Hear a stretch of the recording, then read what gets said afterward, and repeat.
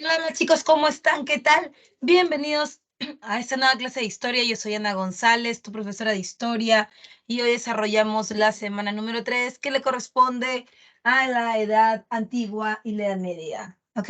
¿Cómo estamos? ¿Qué tal? ¿Qué tal? Vamos a ver. Voy a compartir mi diapositiva. Esta, ¿no?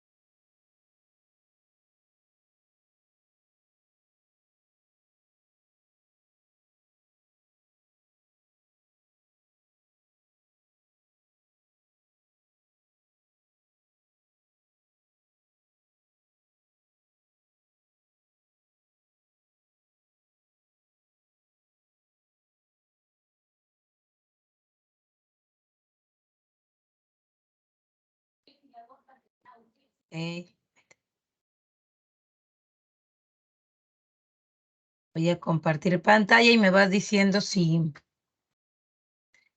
estás viendo. ¿Ah? Vamos a ver. Está tan lento.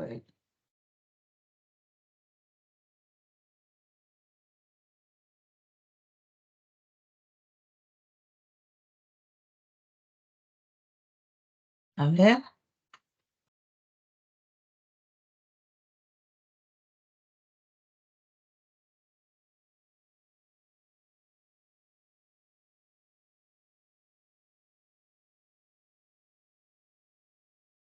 Bien, vamos a ver.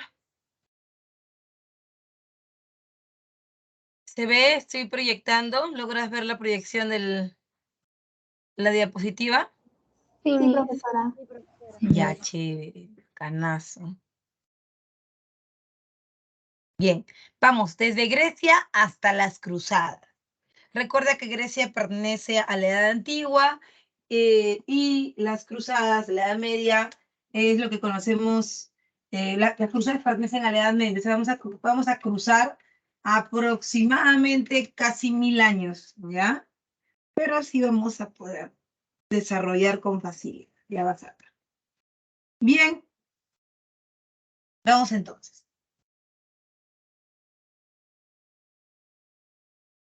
Vamos. Vamos a ver la ubicación de Grecia. Yo te voy a poner por acá. Ah, ya, aquí está. Aquí la tenemos más grandecita. Lo vamos a ampliar nomás.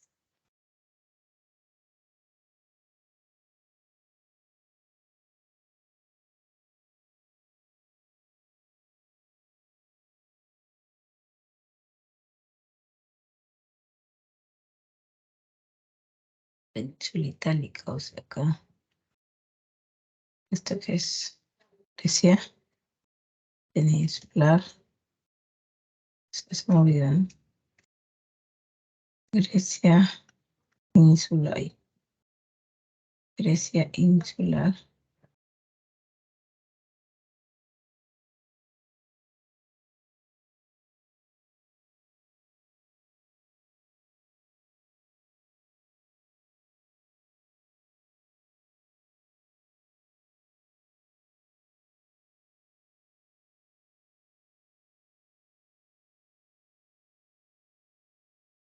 Vamos a ver.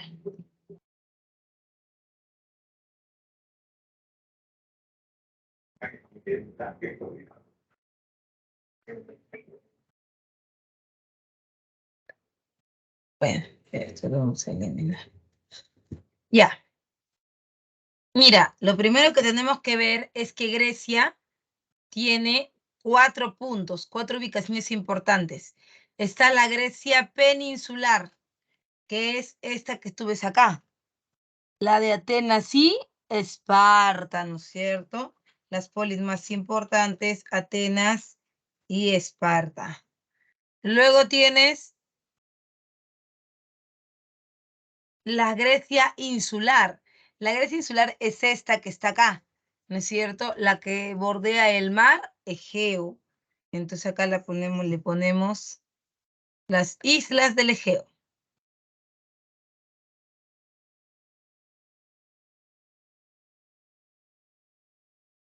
La Grecia conocida como la Grecia del Asia Menor. Es esta que ves acá, donde dice Jonia, Mileto, Efesos. Ya, esa es. Ahí está la Grecia de Oriente, ¿no? Oriente. Y la península itálica, también llamada Magna Grecia.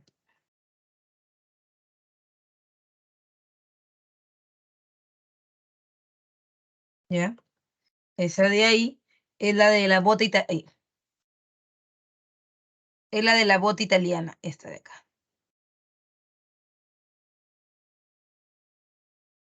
Muy bien, ahí tenemos la ubicación ya. Se quedó así.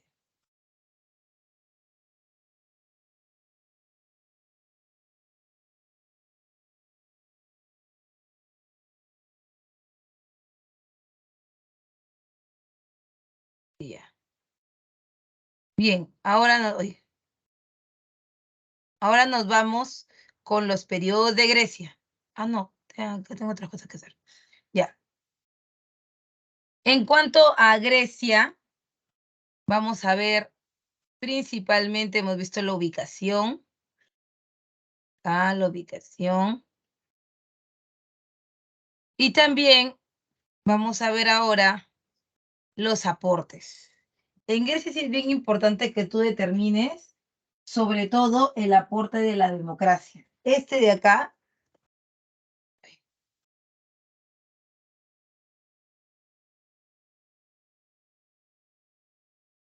este, es el más importante de todos. ¿Por qué? Porque el mundo conoce un modelo de gobierno que se puede implantar en muchos lugares y que además es el modelo más exitoso que hemos tenido, ¿no? A lo largo del tiempo,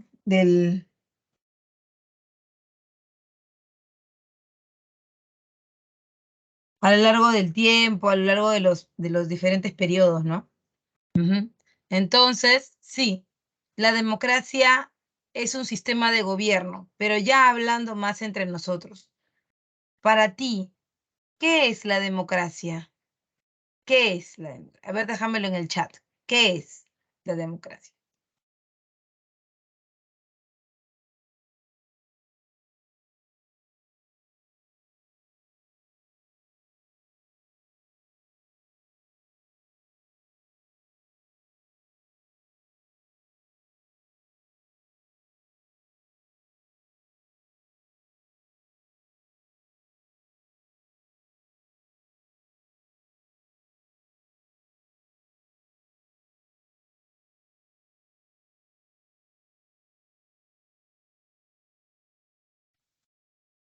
A ver, coméntame, ¿qué es la democracia?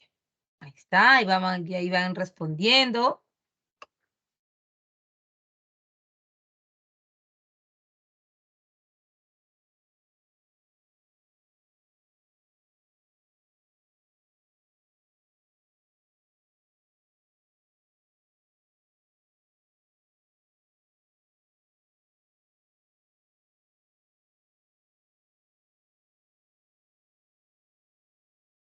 Dice, a ver, dice Yadira, es un sistema político en donde el pueblo tiene voto y opinión, al igual que participa en los asuntos políticos. Ruth dice, es el modelo de gobierno de todos, tenemos derecho al voto y a expresar nuestras opiniones. Y Juan Pablo dice, un tipo de sistema social donde la opinión de todos cuenta a la hora de tomar decisiones. Shetza dice, es la forma de organización social y política que se atribuye la titularidad del poder al conjunto de la ciudadanía. Bien, todos tienen cierta razón cuando dicen, sí, es el pueblo, ¿no? Demos, pueblo, kratos, poder, el poder del pueblo. Sin embargo, hay que definir bien ese concepto de pueblo. ¿Por qué? Porque en realidad,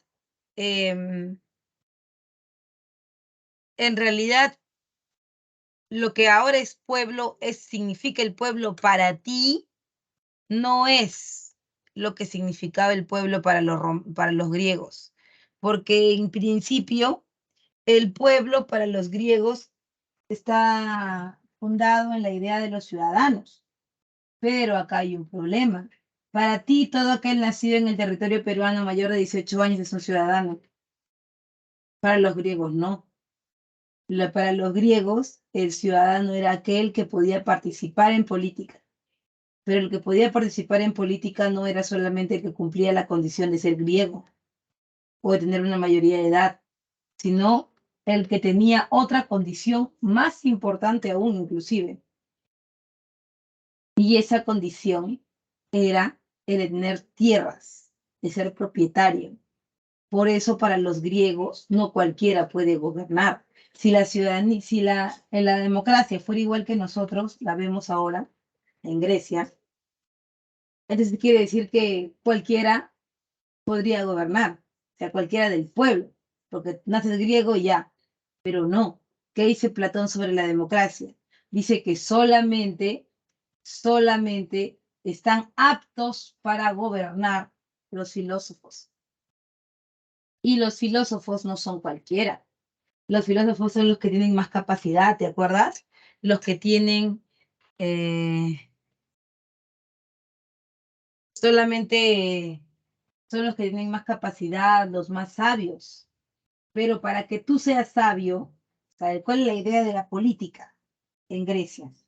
Que para que tú participes en política, para que seas un animal político, como decía Aristóteles, tú tienes que pensar por los demás, porque el político es el que trabaja en la polis, por la polis y para la polis.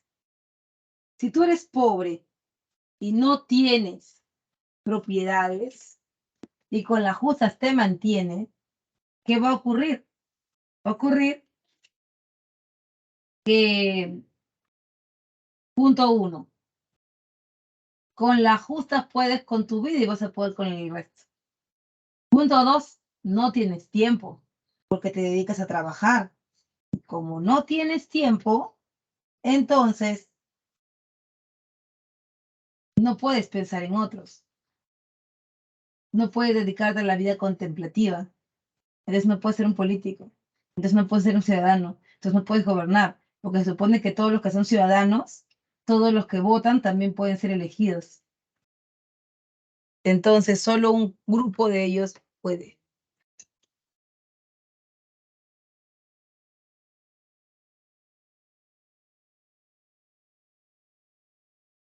Claro, no tenían voto.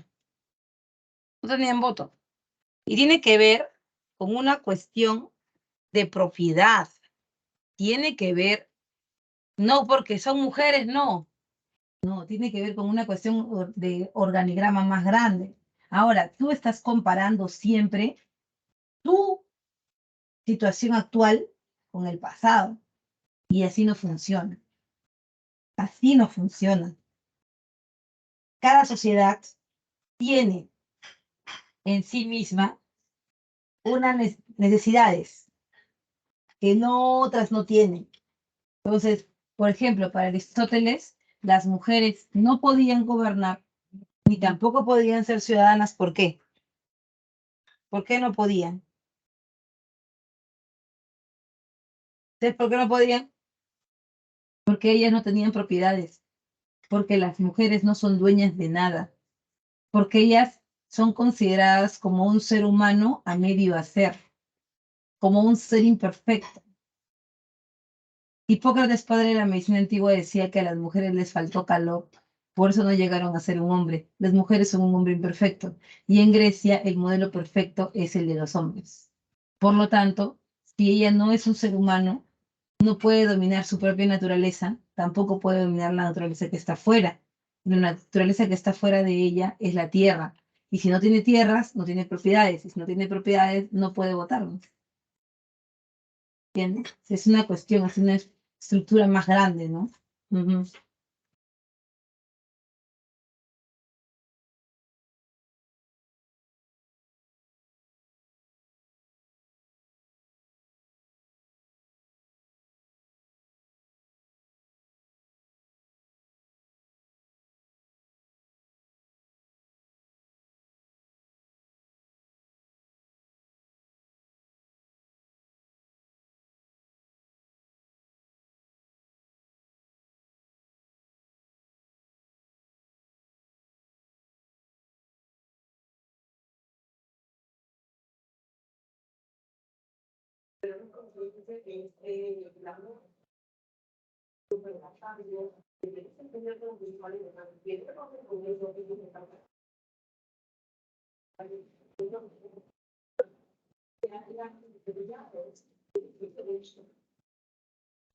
Profesora, no se le escucha bien. Ah, ok. Por otro lado también, ahí sí, ¿no?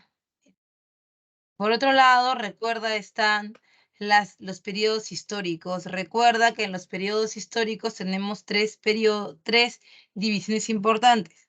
Una es el periodo de las civilizaciones prehelénicas, las civilizaciones helénicas y las helenísticas.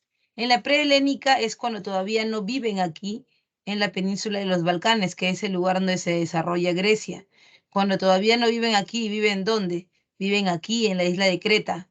Por eso el primer periodo es el periodo cretense, donde se desarrolla la talasocracia, o sea, el gobierno de los que comercian por el mar, y la primera invasión, que es la invasión aquea. Recuerda que Grecia no nació así como tú la ves ahora, sino que Grecia nació de la conjunción, de la combinación de cuatro tribus indoeuropeas: dorios, jonios, egolios y aqueos. La primera invasión es de los aqueos. Invaden la isla de Creta trayendo sus tradiciones, sus conocimientos, ¿no?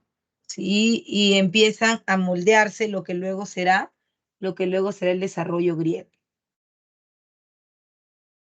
Además, también está el periodo micénico, que es el siguiente, del año 1500 al 1150, donde encontramos la Liga Aquea. O sea, ellos se forman en un conjunto de ciudades pequeñas, la Liga Aquea, que domina la ciudad de Creta y, por supuesto, Troya. Aquí y aquí. Ellos van a dominar esto. Entonces, una vez que tienen estos dos territorios, hay una invasión. ¿La invasión de quién? De los jonios.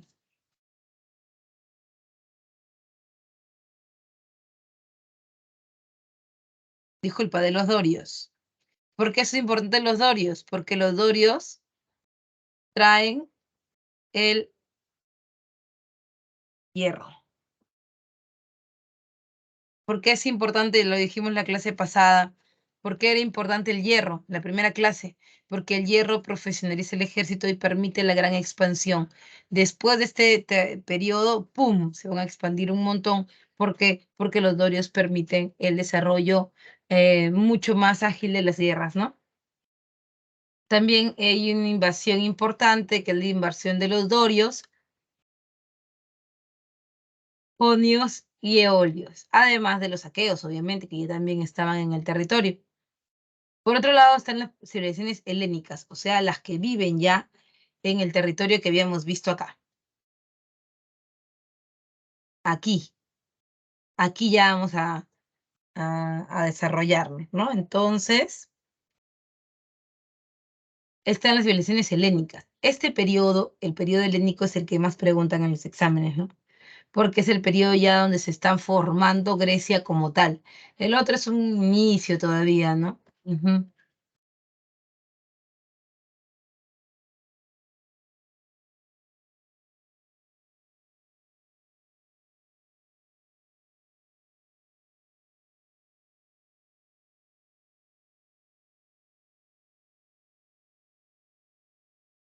Recuerda, están tres periodos: el periodo oscuro, el periodo arcaico y el periodo clásico.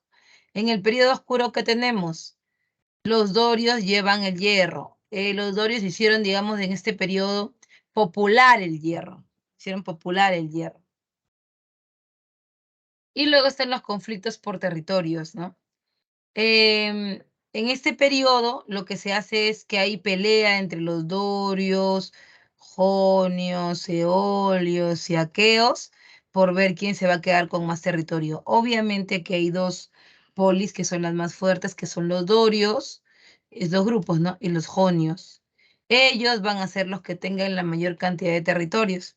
Y luego nos vamos al periodo arcaico. Tanto los dorios como los jonios que han ganado en la conquista de territorios porque tienen y usan a mayor escala el hierro, entonces ellos van a darle origen a las nuevas polis, a las nuevas polis.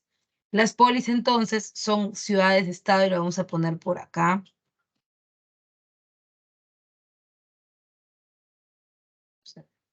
Las polis son ciudades-estado independientes. ¿Ya? Son ciudades de estado independientes, con una unidad por idioma, religión y costumbres. Claro, cada quien tiene su propio sistema político, su propio sistema administrativo, no depende de una ciudad diferente, sin embargo, hay algo, hay algo que las une, ¿no? Que las une el idioma, la religión, todos hablan griego y además comparten dioses. Por ejemplo, si tú tienes un dios que es, no sé, Atena, ¿no? Atena, entonces, es tu diosa y también puede ser de otra polis. Claro que otra polis tiene su dios principal, ¿no? Puede ser, por ejemplo, Zeus, Apolo, ¿no? Pero uno es el principal y el resto se va sumando y así se van combinando todos. También está el periodo clásico. De todos los periodos, este es el más importante. Ese es el que causa más problemas también. El periodo clásico va del 490 al 338 y tiene la hegemonía de Atenas y Esparta. Son las dos polis más importantes. Las más importantes son Atenas y Esparta. En este caso, Atenas y Esparta se convierten en los focos políticos y de poder de Grecia. Un periodo de grandes conflictos. Profe, ¿cuáles son los grandes conflictos? Por favor, dígame. Están acá, mira.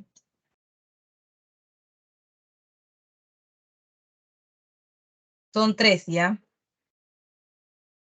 Las guerras médicas,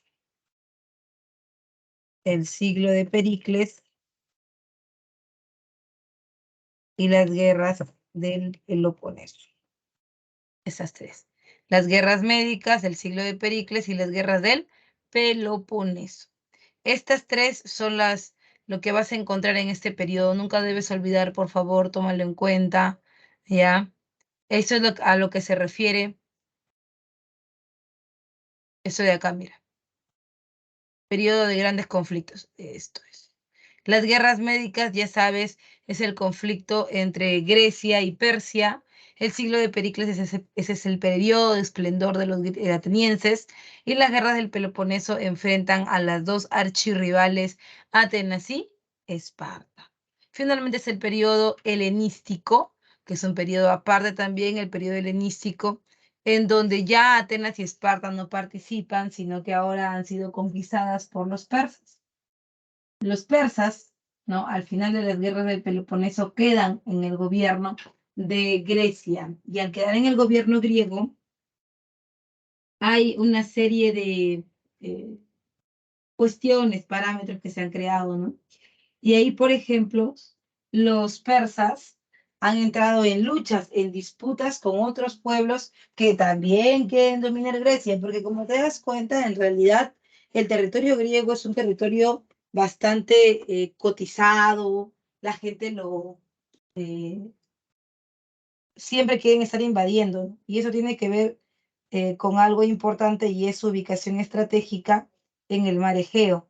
Y ahorita vamos a ver eso un poquito más a detalle cuando veamos las guerras médicas, ¿ok?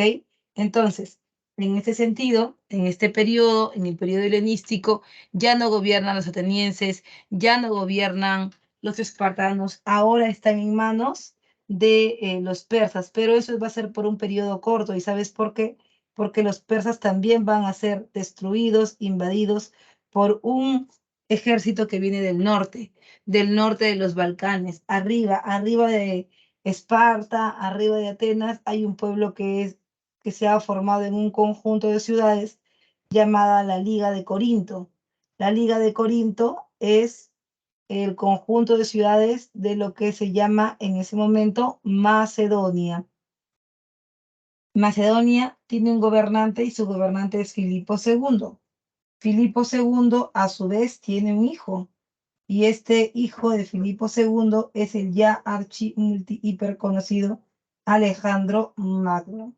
Entonces, al final, en el periodo helenístico, el que gobierna es Alejandro Magno, pero en un sistema bien interesante, porque Alejandro Magno, como te lo dije, viene de otro lugar, viene del norte, y en el norte las tradiciones son diferentes a las de Grecia, es decir, también le llamamos tradiciones orientales.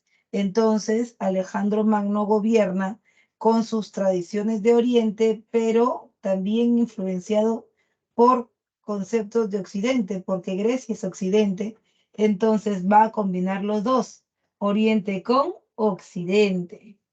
Y cuando combinan los dos, entonces se genera el sistema helenístico. Helenístico significa el periodo de la combinación. ¿Se entendió esa partecita? ¿Sí? Esperemos que sí. Vamos a ver ahora el siguiente periodo, que es la siguiente diapositiva, que es un poquito entender a las polis. Atenas y Esparta son las más importantes, pero no son las únicas. Hay un montón de polis, digas, un montón, un montón.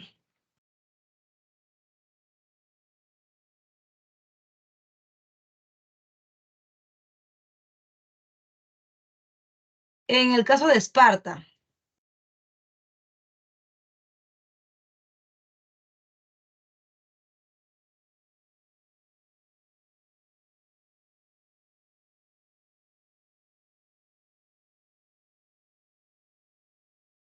es básicamente una polis, una ciudad-estado fundada por los dorios, fundada por los dorios, que fue la mayor potencia militar de Grecia, la más grande, la más importante. Inclusive criaban niños, los niños espartanos se criaban a partir de los 8, 9 años. Esos niños espartanos ya entraban a los campos de concentración militar, ya existían, ¿no? Hay una economía que fue básicamente agropecuaria porque ellos se dedicaban a la agricultura y la ganadería, sin embargo, su territorio era un poco hostil, ¿no? El territorio era un poco difícil, no se podía acceder rápidamente y es por eso que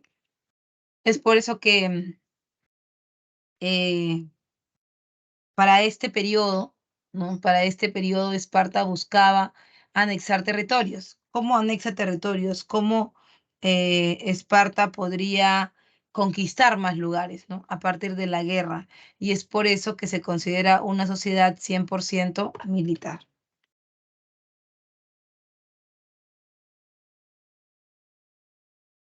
100% militar.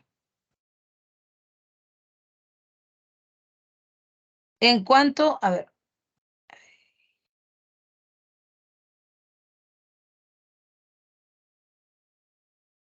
en cuanto al sistema de organización social, ¿no? ¿Cómo se organizan?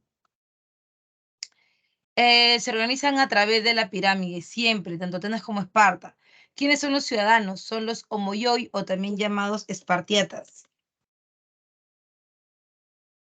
Los homoioi o espartiatas, ¿ya? Son solamente hombres, son solo hombres, por eso dice ciudadanos, las mujeres no participan, que ocupan el gobierno y la defensa del Estado, son militares, ¿ya? Son hombres en edad de actividad militar, ellos son los que gobiernan y son los únicos que tienen derecho y los únicos que pueden votar y los únicos que tienen voz y voto. También tienes a los periecos, que son los extranjeros. Es muy importante en Grecia el tema de los extranjeros porque para ellos una persona que no tenga orígenes, que no tenga raíces en Grecia, es prácticamente alguien que no tiene ningún tipo de derecho porque no tiene nada que perder.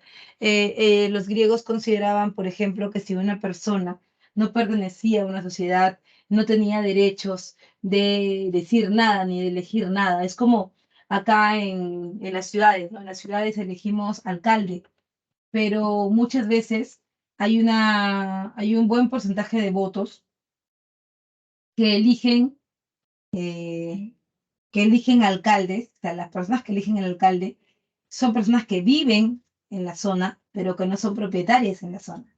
Entonces, ¿qué pasa? Que tú eliges ya al que te parece mejor, al más gracioso, no sé, pero si a ti, por ejemplo, ese alcalde que se ha sido elegido por ti, que tú eres un inquilino, no te conviene, el distrito se pone feo, peligroso, sucio, ¿qué haces tú? Te vas, te vas del distrito y empiezas en otro lugar que te guste más, pero ya has dejado bien embarrados a los otros, ¿no? Has dejado bien embarrados a los que sí tenían propiedades y que sí van a perder, porque sus propiedades se van a devaluar.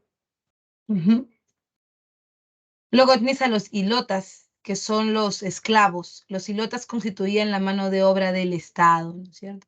La mano de obra del Estado. O sea, eran los esclavos del Estado. ¿Y por qué eran esclavos del Estado, profe? Porque el Estado era el que promovía las guerras, por lo tanto, lo que se gana en la guerra le correspondía al Estado.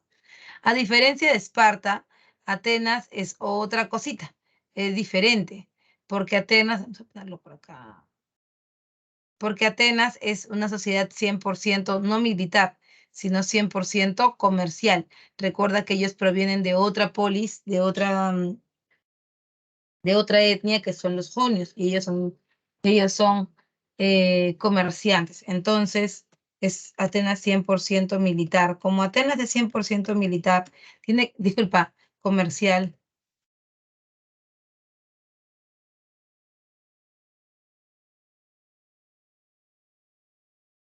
Como Atenas es 100% comercial, para ser comerciante hay algunas características que debes tener, ¿no? Por ejemplo, si tú eres comerciante, tú no te puedes pelear con la gente. O sea, tú no podrías ser como Esparta, por ejemplo. No podrías. ¿Por qué? Porque la gente no te compraría. Si tú le vas a meter puñete, le vas a pegar, obviamente que la gente no va a querer comprarte.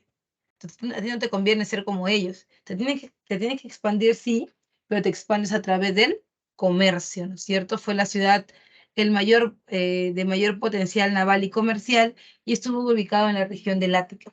En cuanto a los ciudadanos, a la ciudadanía, recuerda, la ciudadanía está compuesta por los eupátridas, que eran ahí, mira, propietarios, varones con derechos políticos. ¿Qué diferencia los extranjeros de los ciudadanos? Si también dice que son hombres libres, dicen, son hombres libres sin derecho a la ciudadanía. Bueno, lo diferencia que los ciudadanos tienen propiedad y los metecos o los periecos, que son los extranjeros, no lo tienen. Ese es el verdadero detalle por el cual no pueden participar en política y mucho menos gobernar, obviamente, ¿no? Eso ya se descarta por completo. Gobernar, no, nunca, jamás en la vida.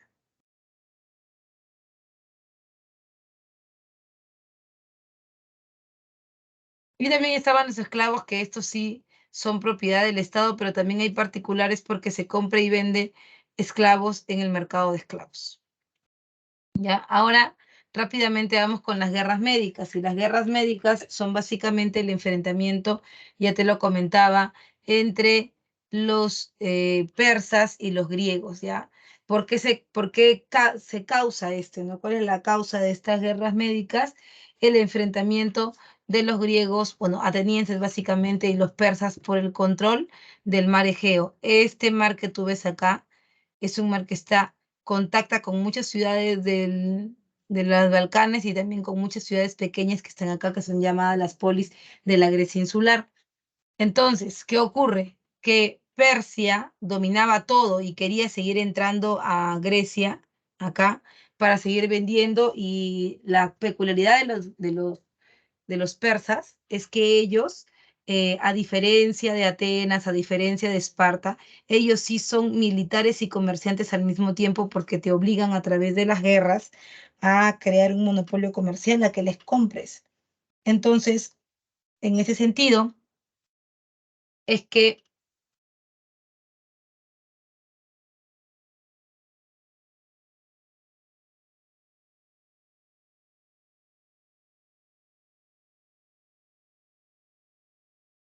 En ese sentido, ay,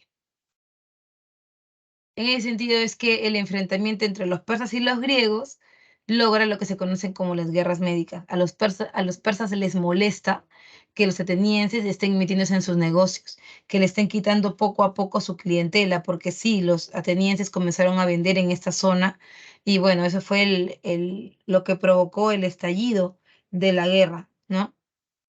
Por otro lado, también están las consecuencias. ¿Qué aparece como consecuencia? Bueno, quiero que sepas que en las guerras médicas los que ganan son los atenienses y los atenienses logran destruir a los persas momentáneamente y por eso hablamos de la decadencia del imperio persa, porque ahora los persas han decaído y los atenienses han aumentado su poder en lo que luego vas a conocer como el siglo de Pericles. Hay una hegemonía ateniense, a esa hegemonía le llamamos el siglo de Pericles, y el liderazgo de los estrategos, o sea, el liderazgo de los atenienses. En cuanto a las guerras del Peloponeso, como yo te lo estaba comentando y como yo te lo estaba comentando, por mucho tiempo, por mucho tiempo, las dos polis más importantes de Grecia eran Atenas y Esparta. Entonces, en ese sentido, Atenas y Esparta estaban como que en una lucha siempre. Ahora que Atenas es la más rica de todas las polis en Grecia, eso no le gusta a los espartanos, porque los espartanos se veían a ellos mismos como que eran los papis de la guerra, como que si había alguna guerra ellos debían ganar, y para ellos no tiene sentido que los persas, ¿no? Que los persas hayan perdido frente a los atenienses. Entonces, en ese sentido es que vamos a tener, ¿no? Un enfrentamiento entre los dos. Los espartanos quieren tener el poder y votar del poder a los atenienses. Por lo tanto, los espartanos se juntan con el peor enemigo de Atenas. ¿Y su peor enemigo cuál es? Son los persas. Es su peor enemigo. Entonces, por eso se juntan los dos y en las guerras del Peloponeso sacan del gobierno a Atenas y entran estos dos aliados al gobierno. Sin embargo, Esparta no se enteraría sino hasta el final que él no tenía un aliado, tenía un enemigo y ese enemigo eran los persas. Sí, claro, él pensaba que los espartanos pensaban que los persas los habían ayudado, que eran lo máximo, que eran patas y demás, pero en realidad no era así. En realidad los persas solamente estaban buscando derrotar a los atenienses para luego meterles una patada a los espartanos y así fue. Esparta solamente duró en el gobierno 20 años, por eso se dice que hay una breve hegemonía espartana. Hay una breve hegemonía espartana porque los persas les dejan gobernar solo 20 años y luego salen del gobierno, ya no hay Atenas, ya no hay Esparta, ya no hay las polis más importantes, por lo tanto, Grecia comienza a desconfigurarse, hay una crisis de las polis griegas y es por eso que comienza un siguiente periodo que es el periodo macedónico, ¿no?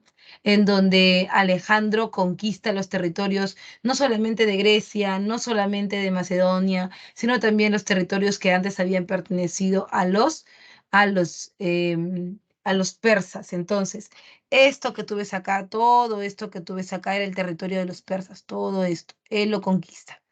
También conquista el territorio de los griegos y también conquista el Egipto.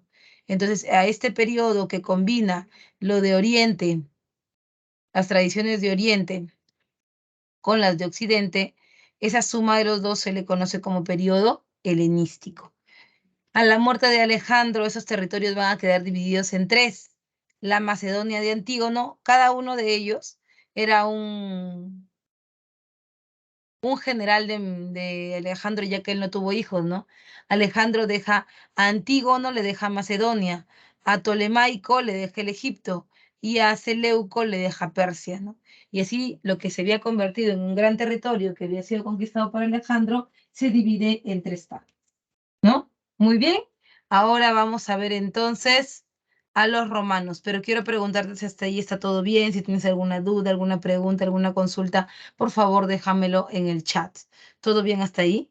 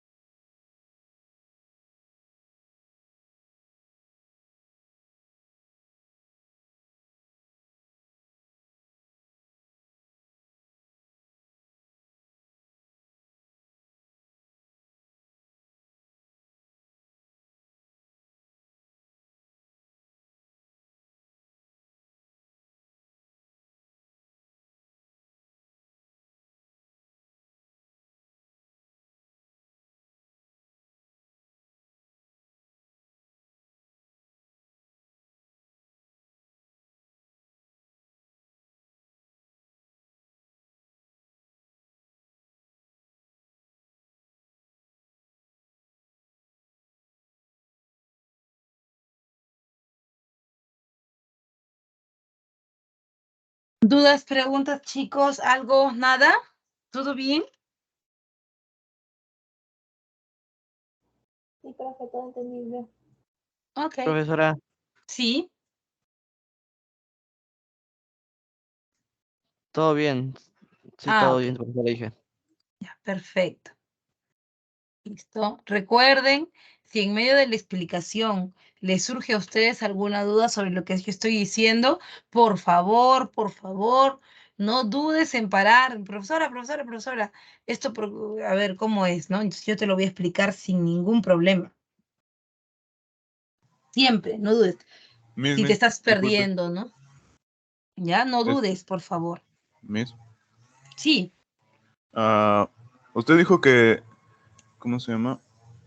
Que Filipo II era el padre de Alejandro Magno, ¿no? Ujú, claro. Ya, gracias. Sí, su mentor, padre mentor y su mejor acompañante militar, ¿no? El que le enseña todo.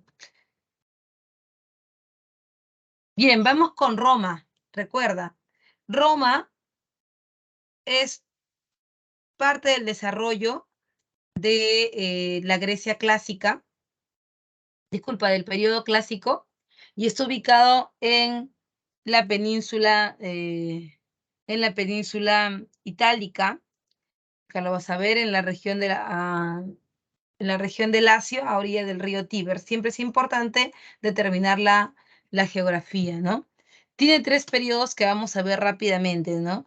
Es el periodo de la monarquía, la república y el imperio. En ese orden siempre, por favor. ¿Ya? Cuando hablamos de la monarquía, hablamos del periodo inicial en donde encontramos dos dinastías. ¿Qué es una dinastía, profe? La dinastía es la familia que gobierna. Por lo general, en los primeros periodos de desarrollo de las sociedades del clásico, por lo general, lo que tienes siempre es eso, ¿no? Familias que gobiernan, porque todavía no está instaurada, pues, las instituciones con las cuales se vota, con las cuales se elige. Entonces, como todavía no lo tenemos, por eso es que lo primero que se hace es que la familia gobierna. Entonces, en ese sentido, está la dinastía latina y la dinastía etrusca. La dinastía latina es básicamente la dinastía legendaria, ¿no? La que crea algunos mecanismos que van a servir para para que Roma funcione. ¿Qué mecanismos van a servir para que Roma funcione, profe?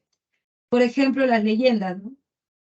Las leyendas se dan en ese periodo, en el periodo de la dinastía latina. Ujú. ¿Por qué? Porque para todas las sociedades, y eso creo que ya te lo he dicho en algún momento, es muy importante qué cosa. Es muy importante para las sociedades tener un lugar de origen, tener un momento en donde, tener un momento en donde ellos se desprenden de los demás y se convierten en la justificación de por qué pueden conquistar. Entonces, estas sociedades por lo general, ¿no? Por lo general terminan siendo las que se autojustifiquen el poder, ¿no? Los latinos hacían eso, se autojustificaban que ellos debían ser los que gobernaran y para eso esta, tienen esta leyenda, ¿no? De Rómulo y Remo, que si la loba amamantó a los niños y de ahí aparecieron las 7 colinas romanas. Pero todo esto, ¿por qué se hace? Porque es la única forma de que cuando ellos lleguen a algún lugar, cuando lleguen a conquistar algún territorio, y los que están ahí obviamente no se van a dejar, pues, ¿no? Imagínate que fuéramos nosotros y que llegan esta población romana, llega y nos dice, ¿sabes qué? Yo te voy a conquistar. Lo primero que tú le dirías, bueno, ¿y tú por qué me vas a conquistar a mí? O sea, ¿tú quién eres? ¿De dónde vienes? ¿Por qué lo harías, no? Entonces, la respuesta de ellos, la respuesta de los romanos es simple, ¿no? Es sencilla. Es eso, ¿no? Es yo te voy a dominar, yo te voy a conquistar, porque yo provengo de tal y tal y tal y tal, ¿no? ¿Mm? Por eso es importante la dinastía latina, luego tienes a la dinastía etrusca. Los etruscos sí son importantes porque con ellos se termina el gobierno de las familias en Roma, ¿no? Se termina el gobierno de las familias. ¿Cómo así, profe? Bueno, lo que pasa es que al final el gobierno, en este periodo, vamos a encontrar que hay un gobernante que es un poco, difícil de, digamos, de llevar para la población, ¿no? La población no se lleva muy bien con él porque, digamos que es autoritario, ¿no? Es poco tolerante y la población está harta de que él siga imponiéndose, tratándolos mal, ¿no? Él es el famoso Tarquino el Soberbio. Y Tarquino el Soberbio, entonces, ¿no? Tarquino el Soberbio termina teniendo problemas con la población en revueltas. Y es por eso que se cambia la monarquía por un periodo que va a venir después, que es la famosa República Romana, ¿no? Se busca cambiar la forma de gobierno porque es un problema. Si la gente del pueblo se revela, eso puede golpear, destruir el sistema y hacer que la gente del pueblo entre al gobierno, y eso no quieren ellos. Por eso es mejor tomar las cosas el toro por las astas, sacar al gobernante y crear un nuevo sistema para evitar las revueltas. Tienes entonces ahora en la organización social a los patricios. Los patricios son los nobles, aquellas personas que son propietarios, que son los que gobiernan y que poco a poco en la república van perdiendo derechos y los derechos se los van pasando a la gente del pueblo. Luego están los plebeyos, ¿no? Los plebeyos son el pueblo, básicamente. Y el pueblo es la mano de obra. Así sencillo, el pueblo es la mano de obra. Van obteniendo derechos progresivamente porque ellos los van conquistando, ¿no? En relación a las guerras, en relación a muchas cosas que vamos a ver en un ratito. Están los clientes, que son un tipo de plebeyos, o sea, son un tipo de personas del pueblo.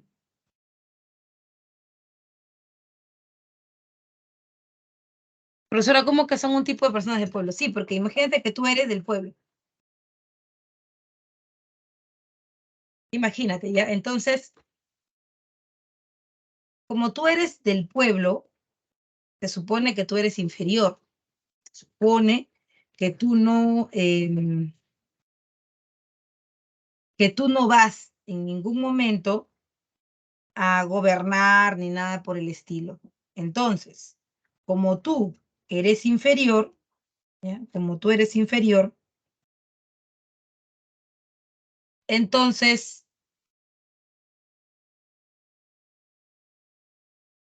digamos que estás limitado. Sin embargo, ya si tú tienes algún oficio, alguna ocupación, tal vez eres un buen estadista o eres un buen administrador porque has trabajado en estas tierras de otros patricios, tal vez algún patricio te ve y te dice, ajá, yo a él lo necesito y lo necesito porque realmente es... em, es alguien que me puede servir.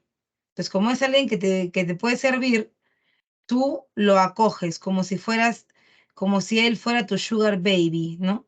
Tú eres su sugar daddy, entonces. Y en ese sentido, es que tú te conviertes en alguien importante para este patricio, ¿no? Te conviertes en alguien importante y él te protege de todos, del que te quiera cobrar, del que te quiera molestar, del que te quiera hacer menos. Ese es un cliente, es como decir un plebeyo especial. Y también están los esclavos, que esos sí son considerados mercancías, se pueden comprar y vender en el mercado de esclavos. Ahora, como yo te lo había comentado, te tuvieron que dejar ese modelo el modelo eh, de la monarquía, porque como te dije, bueno, Tarquino el Soberbio había tenido problemas con la gente del pueblo estaba cada vez más hostil, por lo tanto, se decide romper el sistema de la monarquía y crear, ¿qué cosa? Y crear La república. La república va a ser diferente en el sentido de que va a permitir organizarse también que en algún momento el pueblo gobierne. Sí, aunque no lo creas, el pueblo gobernó en algún momento. ¿Ya?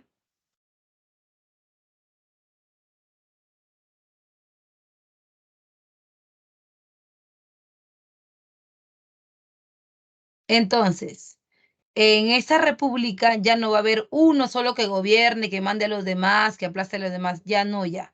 Sino que ahora van a haber tres pilares: el Senado, las magistraturas y los comicios.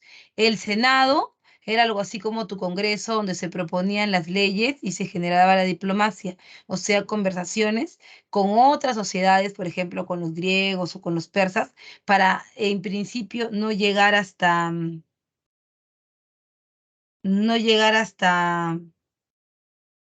em, digamos, hasta el punto eh, de tener que pelear, de tener que entrar en guerras, ¿no? O sea, hablar bonito. Luego están las magistraturas, que son los cargos públicos, y ahí están los principales, que son los cónsules. Los cónsules son algo así como tu presidente, pero son dos. Uno es patricio, o sea, pituco, y el otro es plebeyo, o sea, pobre. Ya se eligen dos para gobernar por un año. Luego está el pretor, que es el gobernador de provincias, es algo así como el gobernador regional, ¿no? Ujú. Algo así como el gobernador regional. Y también tienes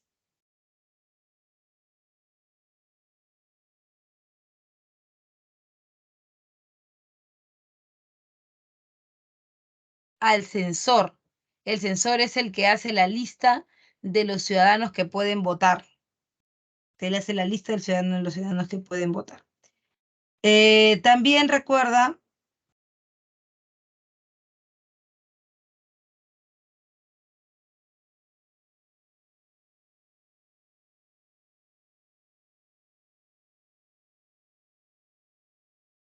están los ediles, que son algo así como el alcalde, que se encargan del ornato, las buenas costumbres de la sociedad, el ornato, las fiestas, el agua, en los mercados, etcétera. Y también está el tribuno. El tribuno de la plebe es, em, es aquel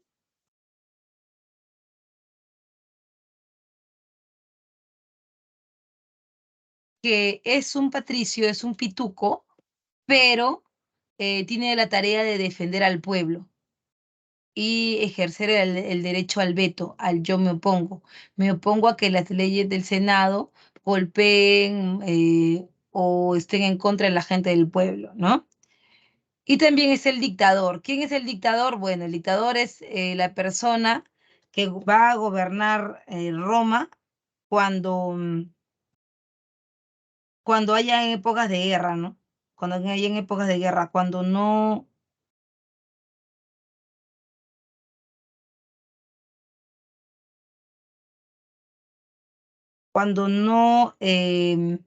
se pueda tener al cónsul, porque en realidad en una guerra, o sea, en una guerra tienes que tener estrategia, ¿no? Tienes que tener estrategia para poder decidir qué hacer, dónde atacar, cómo atacar, etcétera, ¿no?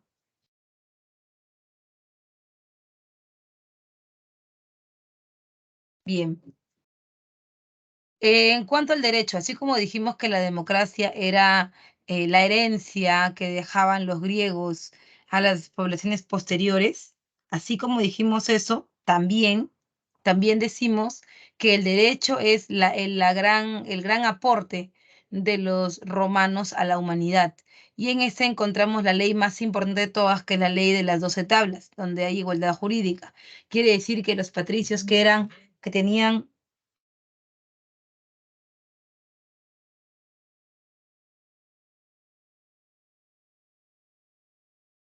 quiere decir que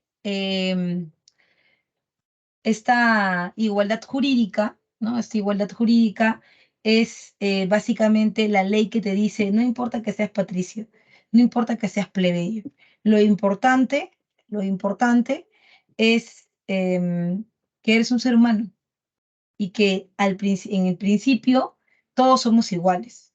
En principio, claro, solamente ante la ley, porque obviamente de manera social, económica, somos diferentes, pero todos debemos estar regidos por una misma ley y todos debemos ser respetados o condenados de la misma manera. No porque eres un patricio se te van a exonerar de algunos castigos, no porque eres un plebeyo a ti te van a dar más responsabilidades o más culpabilidades en algo. Luego está la ley Canuleya que permitía que se casen los patricios y los plebeyos, ¿no? Antes no, antes eran el grupo de los patricios con los patricios y de los plebeyos con los plebeyos. Ahora ya no. Ahora se va a poder hacer esto, ¿por qué? Porque en algún momento de la República los patricios entraron en desgracia, entraron en crisis económica y esta desgracia o crisis económica, ¿no es cierto?, generó ¿qué cosa? Generó una necesidad, sacar dinero de algún lado. Y obviamente en plena guerra, aquellos que venden, que están más activos son los comerciantes, pero los comerciantes básicamente eran plebeyos. Entonces no te quedaba de otra más que casar a tu hija, la pituca, con un plebeyo que aunque no tenía un apellido bueno, tenía plata. Y era la única forma de mantenerte social y económicamente activo. ¿Ya? Por otro lado, también está la ley Licinia Sesties y la ley Orgunia que te permite llegar al sacerdocio. Finalmente está la expansión romana y en la expansión romana está la conquista de la península. Mira, antes, y acá te voy a poner el mapa, espero tenerlo por acá. Acá. Antes, ellos solamente tenían este pedazo de acá, este pedacito era de ellos, cuando recién comenzaron como monarquía, esto era su pedacito. Pero ahora van a completar toda la bota. Esto que le pertenecía a los griegos, ¿te acuerdas que te dije que era la Magna Grecia? Ya todo esto lo van a conquistar los romanos, todo hasta arriba, ¿ya? Y es la primera que te están marcando aquí, que es la expansión en la península. Luego están las guerras púnicas, y en las guerras púnicas,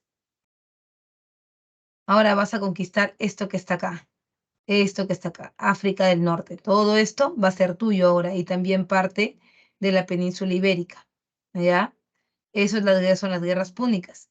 Y en cuanto a las consecuencias, está el apogeo esclavista, porque obviamente se traen esclavos de África, se traen esclavos de Asia. El incremento del ager publicus, o sea, tienes más tierras. El ager publicus significa las tierras del pueblo. Hay más territorio porque has conquistado más, obviamente. Y también tienes la agudización de las diferencias sociales. ¿Qué pasaba? Que cuando hay más tierras, unos tienen más que otros, unos dominan más que otros. Es más, a los patricios se les va a encender el foquito de que ahora que hay más tierras, esas tierras, aunque los patricios no han ido a la guerra, porque realmente ellos no han ido a la guerra, los que han ido a la guerra son los plebeyos, a los patricios se les prende el foco de que en realidad los que deben gobernar, los que deben tener todo son ellos y no los plebeyos. Profesora, pero los plebeyos han ido a la guerra, les corresponden. Ahí viene el problema, ¿no? Los plebeyos creen que a ellos legítimamente le corresponde porque ellos han ganado las guerras, pero los patricios dicen que no, porque ellos son los herederos de los fundadores de Roma, así que cualquier cosa que ganen les corresponde a ellos. Esa pelea trae como consecuencia la crisis de la República. La crisis de la República, entonces, tiene que ver con el reclamo de los plebeyos, ¿no? Los plebeyos dicen, queremos nuestras tierras, y para eso llaman a su tribuno de la plebe, que como te dije es el defensor del pueblo. Entonces, son hermanos, dos hermanos que son patricios, pero defienden al pueblo. Uno es Tiberio y el otro es Cayo Graco. Ellos van a presentar leyes en el Senado, en el Congreso, para que le den las tierras al pueblo. Está Tiberio Graco con la ley agraria. Él es el primero que dice, oigan, por favor, del ager publicus, denle un poco al pueblo. O sea, ya está bien. La tierra, aunque ustedes no han ido a la guerra, ya por ser patricios les toca un poco, ya. Pero a ellos también les toca, a la gente del pueblo también. ¿Por qué no repartimos estas tierras entre todos? Obviamente que los plebeyos ganarían menos tierras, pero de todas maneras hay que darle algo para que no molesten. Y los patricios no quisieron, dijeron que no, que eso es color tierra, que mejor agradezcan, que siquiera están vivos, que siquiera han peleado por ellos, por los patricios, pelear por los patricios es un honor. Y obviamente la gente del pueblo vio esto con malos ojos, pues no, porque si ellos habían ido a la guerra, lo mínimo era que les tocara algo. Finalmente, no les tocó nada del ager publicus, es más, Tiberio Graco fue asesinado en el Senado por estar hablando esas cosas.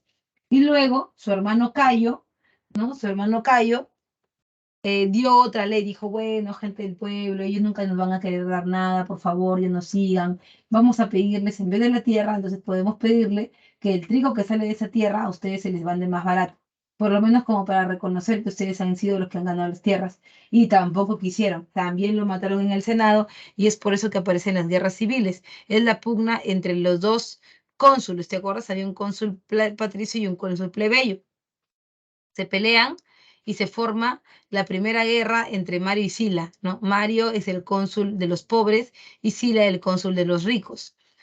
Ambos se matan en las guerras civiles y como no hay quien gobierne, aparece el primer triunvirato, que es un periodo en donde 3 personas se pelean por el poder. Se pelean por el poder.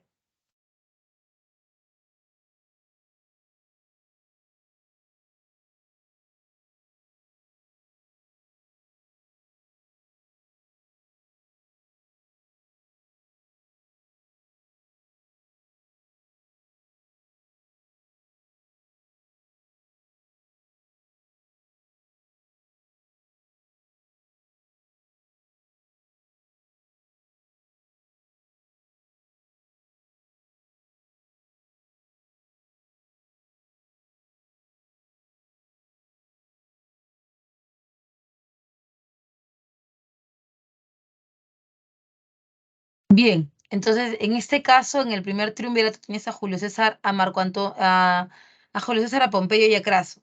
Ellos dos, Pompeyo y Julio César, se van a unir y van a hacer un solo gobierno, que es el gobierno de Julio César. Todo bien con él, estaba gobernando Roma hasta que su hijo, Mario Junio Bruto, lo apuñala por la espalda y lo mata, ¿no? Ahora Roma otra vez sin gobierno. Como está sin gobierno, nuevamente 3 se pelean por el poder, Octavio, Lépido y Marco Antonio. En este caso, Octavio, Lépido y Marco Antonio van a ser, como quien dice, el trío perfecto. Sin embargo, Octavio y Marco Antonio van a terminar peleando por el poder. Este Marco Antonio, que es el mismo que va a tener amoríos con Cleopatra, que fue la misma que tuvo amoríos con Julio César, ¿no? Este Marco Antonio le pide a Cleopatra apoyo, ¿no? Apoyo económico desde Egipto para solucionar el problema, porque Octavio era alguien que tenía mucho dinero, pero poca experiencia militar. Sin embargo, al final la unión Cleopatra-Marco Antonio no da frutos. ¿Y quién gana? Gana Octavio, el gobierno. Sin embargo, Octavio va a cambiar de nombre y ya no se llama Octavio, se llama Augusto, que promueve el desarrollo de las artes. Es el famoso siglo de Augusto, es el periodo de esplendor, el más importante dentro del Imperio Romano, y además también desarrolla la Pax Romana. ¿Qué es la Pax Romana? El periodo de tranquilidad política, no hay guerra, solamente hay avances en Roma. También tienes a Trajano, que lleva a la máxima expansión territorial. Recuerda, Trajano conquista Libia, Egipto por completo, la zona de Mesopotamia, ¿no? Y Caracalla, que da la ciudadanía romana a todos los varones libres del imperio. Lo que quiere decir que no importa si eres patricio, si eres plebeyo, tú también puedes gobernar, ¿cierto? Tú también puedes gobernar. Y finalmente está el Bajo Imperio, que es el periodo de decadencia de Roma, y en este periodo de decadencia tienes a Constantino I, y Constantino da un edicto.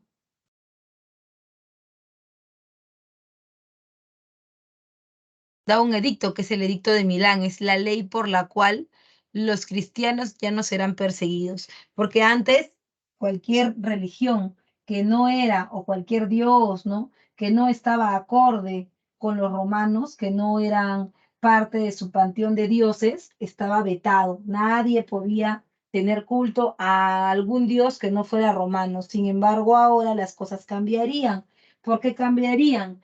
Porque ya los cristianos son imparables, o sea, los cristianos están por todos lados. El hecho de ponerse en su contra, de crucificarlos, ya no daba resultado. Los cristianos habían avanzado demasiado, mucho más inclusive de lo que los romanos hubieran esperado, ¿no?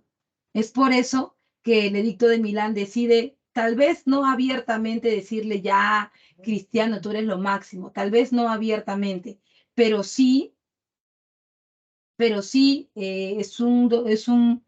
em, es un documento que le dice, ¿sabes qué? Va a haber libertad para todos, incluidos los cristianos, ¿ya? Es un buen avance realmente.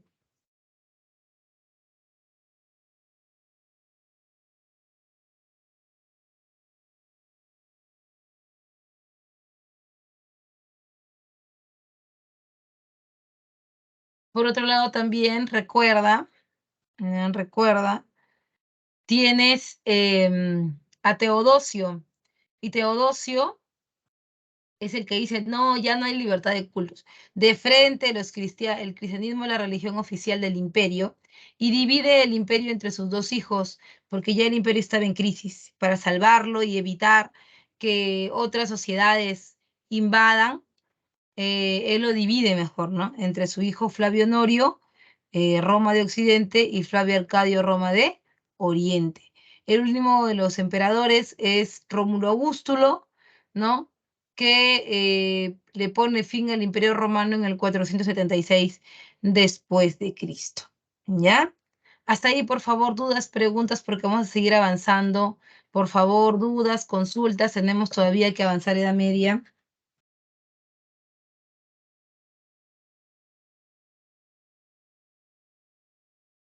Todo claro, profesor. Todo claro, Miss. Ok, muchachos, si tienen alguna duda, por favor.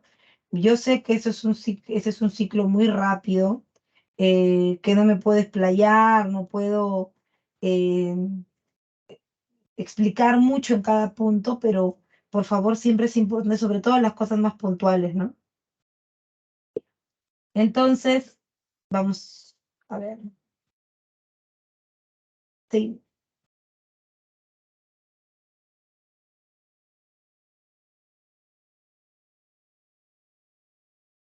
vamos a ver.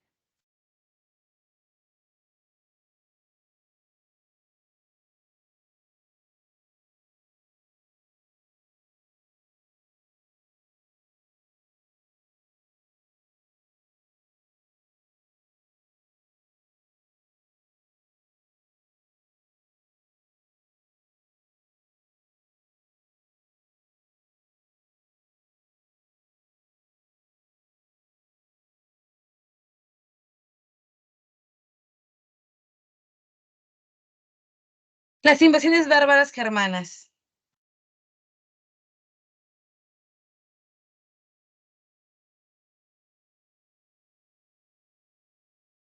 Un ratito, espérame. ¿Qué pasó acá?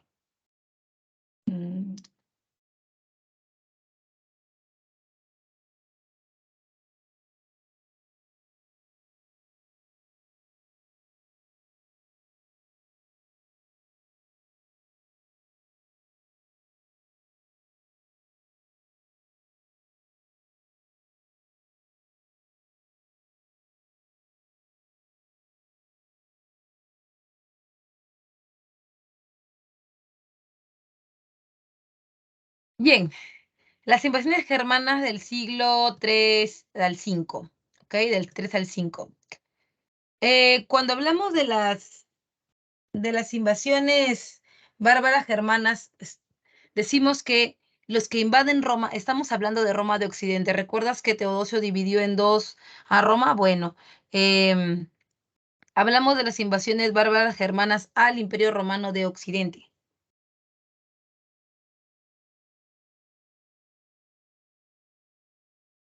Entonces, ¿quiénes son estos bárbaros? ¿Por qué se llaman así, no? Los bárbaros son esas personas que viven fuera del Imperio Romano, o sea, viven en los límites del Imperio Romano, y básicamente los romanos los ven como, o sea, han convivido mucho tiempo con ellos porque viven en sus fronteras. Sin embargo, digamos que los ven como inferiores, ¿no? Y los ven como inferiores porque porque los romanos se creían lo máximo en realidad, ¿no? Ellos eran los gestores de la cultura, acuérdate, cuando vemos el siglo de Augusto, ellos son los que supuestamente llevan la voz cantada y los que mejores que ellos no hay. Entonces, es más, le llamaban bárbaros porque tampoco compartían sus costumbres y tampoco su lengua, ¿no? Los bárbaros siempre tenían una expresión rara o sea, los romanos siempre creyeron que ellos eran lo máximo y que su lengua era la mejor, ¿no? El latín. Entonces, ¿cómo pensar que los bárbaros eran gente importante, que eran gente civilizada, si ni siquiera hablaban latín, solamente balbuceaban algunas lenguas, algo así como bar. Entonces, por eso le pusieron bárbaros, ¿no? Y además tampoco compartían sus costumbres, los bárbaros solían...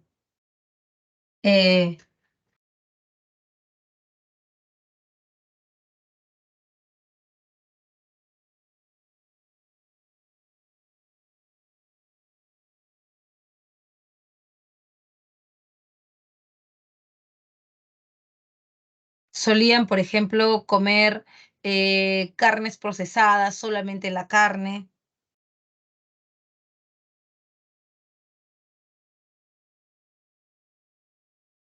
En cambio, los romanos comían solamente la carne, en cambio los bárbaros comían las vísceras.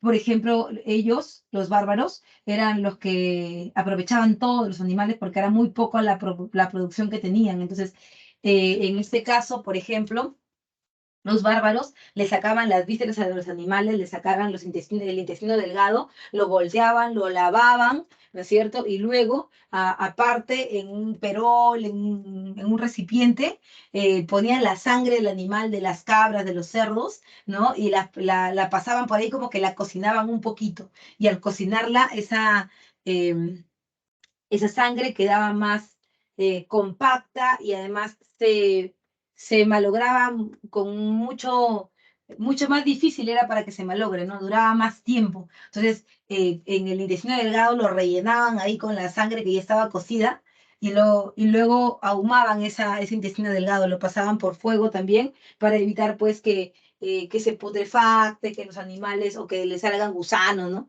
Y lo llevaban por meses con ellos. Eso tú le llamas embutidos. Y los embutidos por lo general son una tradición de los bárbaros germanos. Por eso es que las mejores salchichas, supuestamente, los mejores embutidos son los alemanes, ¿no? El famoso embutido salchicha de Frankfurter, ¿no? Que normalmente era consumido en los campos de batalla por los germanos, ¿no? Por los bárbaros germanos, los del bárbaro.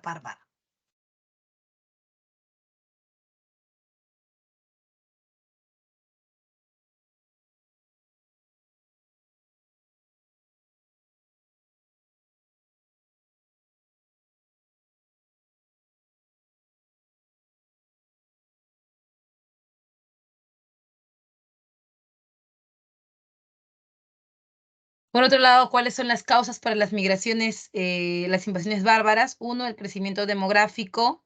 En la Germania hay una mayor cantidad de población.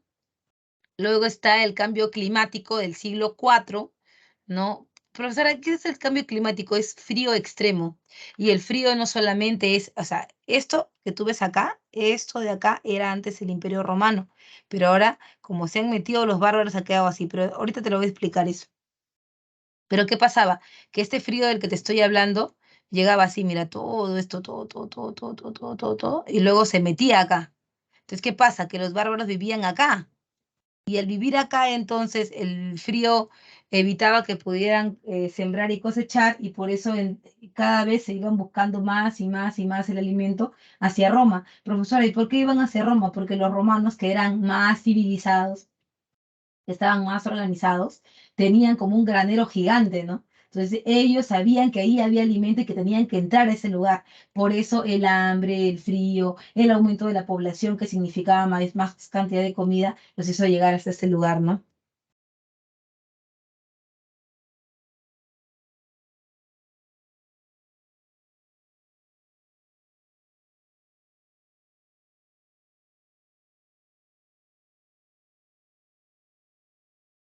Y también, por supuesto, la presión de los hunos. Los hunos están acá.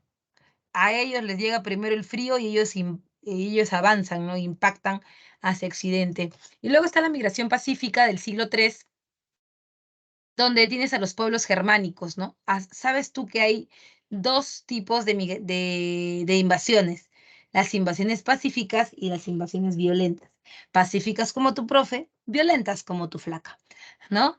En el caso de la invasión o migración pacífica están los pueblos germanos que ingresaron al imperio porque el imperio romano se los permitió. ¿Cómo así, profe? Facilito, mira. Lo que pasa es que el imperio romano, ¿no? El imperio romano, eh, de- antes de que entraran las invasiones, cuando todavía estaban la época de frío y todo eso, ellos sabían, los romanos sabían lo que se venía una invasión, ¿no? Pero el problema era que ya estaban muy debilitados, no había plata para mantener el ejército, y es por eso que a los pueblos que estaban alrededor, que obviamente no pertenecían al imperio porque eran bárbaros, o sea, como que habían dos tipos de bárbaros. Unos que siempre habían vivido fuera del imperio y que tipo, los romanos lo conocían, ¿no? O sea, sabían que eran inferiores, pero que estaban ahí. Y también otros que venían de lejos, de Oriente, de ahí por China, por allá por Rusia, lejos. Entonces, ellos sí eran peligrosos porque los romanos en realidad no los conocían. Sabían de oídas que eran pueblos recontra despiadados y que si entraban los iban a destruir. Por eso les pidieron a los que eran conocidos, a los que eran sus vecinos, que eran los pobres, ya, que como quien dice eran los apestados, ya, a ellos les pidieron, mira cómo los romanos son unas ratas, ¿no? A ellos les pidieron que, ay, por favor, bárbaros, ustedes háganos el favor de ponerse acá en la frontera porque no tenemos soldados. ¿Y qué le darían los romanos a cambio? Le darían tierras. Entonces ahí quedaba una con otra. Los bárbaros, los vecinos bárbaros, los cuidarían como si fueran su ejército y los romanos le darían tierras y alimentos. Todo bien hasta que la crisis del el frío, ¿no? La helada, el cambio climático del siglo IV entró. Entonces el cambio climático, cuando el cambio climático llegó, ¿no? ¿Qué pasó? Que también les afectó a estos pequeñitos que eran sus vecinos y que no eran tan violentos. Sin embargo, estos pueblos bárbaros pequeños no, al principio no golpeaban, no vivían de lo que los romanos le daban, pero poco a poco los romanos pudieron darle menos. Por eso es que ellos decidieron entrar con todo. Los bárbaros entraron con todo, los pequeñitos, y ahí hicieron huecos, pues, ¿no? Dejaron las fronteras libres. Y luego, al mismo tiempo, los hunos que venían de Oriente fueron avanzando y aprovecharon esos huecos y se metieron con todo. Al meterse con todo, se van a combinar los bárbaros pequeños, los bárbaros de Oriente, y también se van a combinar con los romanos. Esa combinación, esa conjunción genera algo nuevo que se llaman reinos bárbaros germanos, o sea, la combinación entre los romanos y los bárbaros de diferentes lugares. Los reinos bárbaros germánicos, entonces, fueron estados establecidos en Europa de Occidente por los pueblos de habla germana durante el siglo IV al VI. Los principales que son las combinaciones, ahí está el reino visigodo, el franco, el ostrogodo, el búlgaro, etcétera, ¿no? En consecuencias, es el fin del Imperio Romano de Occidente, ya no va a haber más, ahora son bárbaros germánicos. Surgen las lenguas romances, que es la combinación del barbar con el latín, y aparece el italiano, el francés, ¿no? Son lenguas romances, o sea, romanas, pero también germanas, combinadas. Se difunde el cristianismo y se ruraliza la economía. Antes los romanos creían que lo moderno, lo bueno, lo civilizado era la ciudad, la ciudad, la ciudad, ¿no? Cada vez alejarse más de la tierra porque eso era el pasado. Pero los bárbaros no, los bárbaros preferían la zona rural antes que la ciudad. Por eso dice la ruralización de la ciudad. Y en base a esta ruralización aparece lo que se conoce como el Imperio Carolingio. ¿Hasta ahí vamos bien?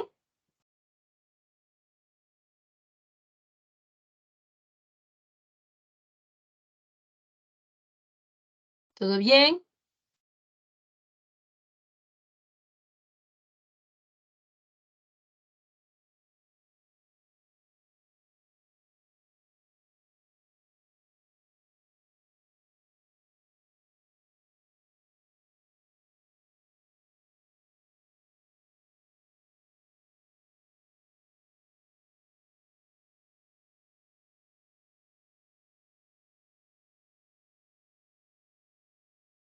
¿Todo bien, chicos? ¿Dudas, consultas? Vamos a entrar al Imperio Carolingio.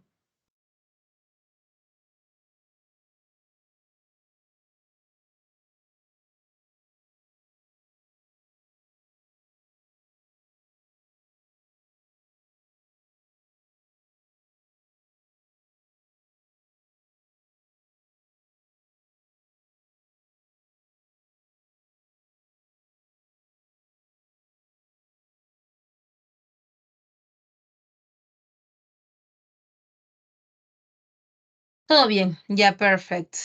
Vamos con el Imperio Carolingio. ¿Sabes algo del Imperio Carolingio?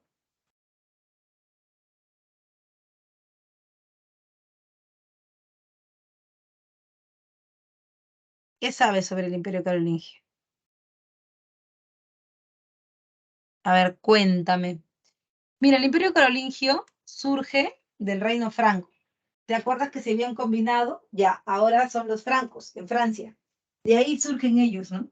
El Imperio Carolingio nace cuando a Carlomagno, hijo de Pipino el Breve, lo corona el Papa León III en la Navidad del año 800, ¿no? Lo coronan y ahí surge.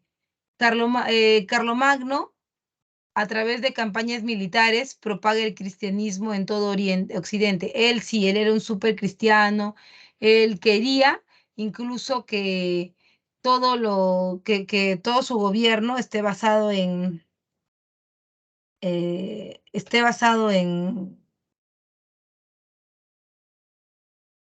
digámoslo así,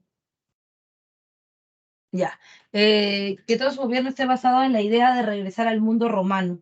Y para eso va a organizar el territorio. Sí, claro, él quería regresar, o sea, él veía a los romanos como wow, lo máximo, ¿no? Como la sociedad perfecta. Y es por eso que él va a intentar recuperar eso, ¿no? Va a intentar recuperar eso. Por eso es que va a organizar su sociedad de una manera totalmente diferente a la que se podía pensar antes, ¿no? Totalmente diferente.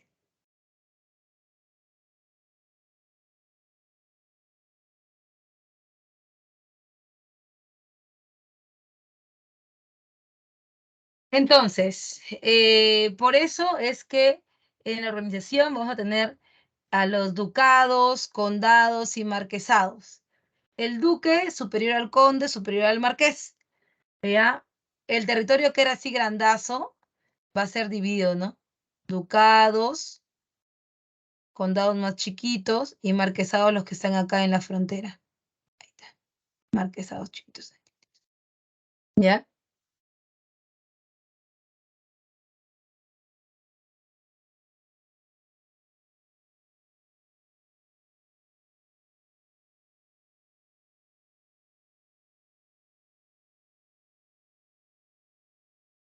Ahora bien, en cultural, recuerda, se retorna los estudios clásicos. ¿Cuáles son los estudios clásicos?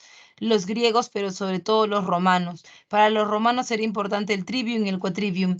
El trivium era el conjunto de materias, ¿no? Que se debían estudiar. ¿Qué se debía estudiar?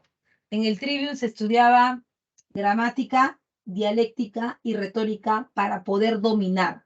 Gramática, dialéctica y retórica. Debes saber escribir, debes saber hablar y debes saber debatir. Eso era algo, por ejemplo, que los griegos tenían muy en claro, que nadie que gobierne debería tartamudear, ni debería estar pensándolo. No, no, no, no, no, porque eso generaba inseguridad en la gente. Y nadie quiere ser gobernado por alguien que no está seguro de lo que está haciendo. Por eso era importante.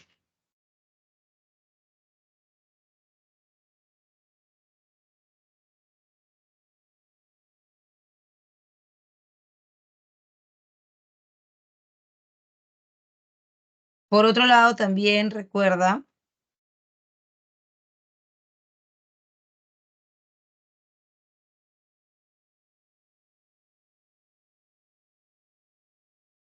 tienes al Mishi Dominici. ¿Quién es este, profe? En este sistema que tiene Carlomagno, el duque supervisa al conde y el conde al marqués. O sea, Carlomagno no debería estar en todo el territorio porque su territorio es muy grande, pero entre ellos se supervisaban. Ahora, profesor, usted dice que el duque supervisa al conde y el conde al marqués, eso lo entiendo. Pero ¿quién supervisa al duque? Ah, al duque lo supervisa el Mishi Dominici, que es como la mano derecha de Carlomagno. Es como si estuviera Carlomagno ahí fiscalizando, ¿no? Y las escuelas que pueden ser palatina, conventual y parroquial. La escuela palatina era para la gente noble, a ellos aprendían ahí arte de guerra, ¿no? Arte de guerra aprendían.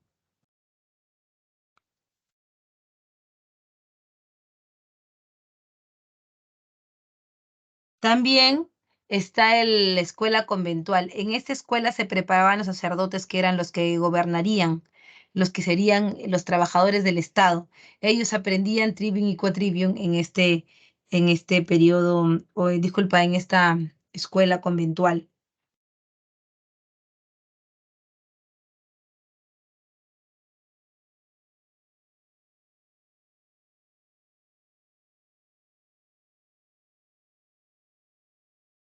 Y por supuesto, también tiene la escuela parroquial que era para la gente del pueblo. ¿Qué crees que les enseñarían en la escuela parroquial a la gente del pueblo? ¿Qué crees que Carlomagno quisiera que aprendieran?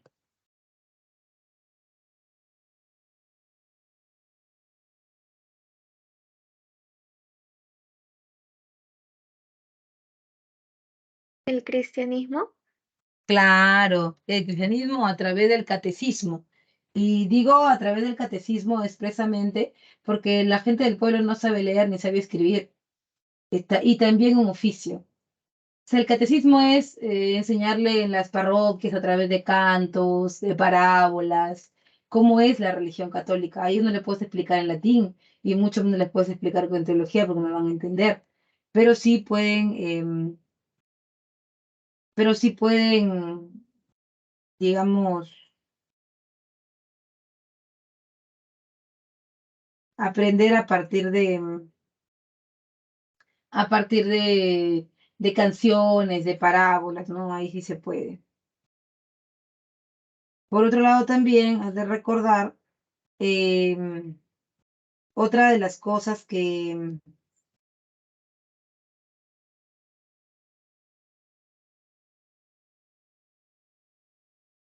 otra de las cosas que van a aprender es un oficio, ¿no?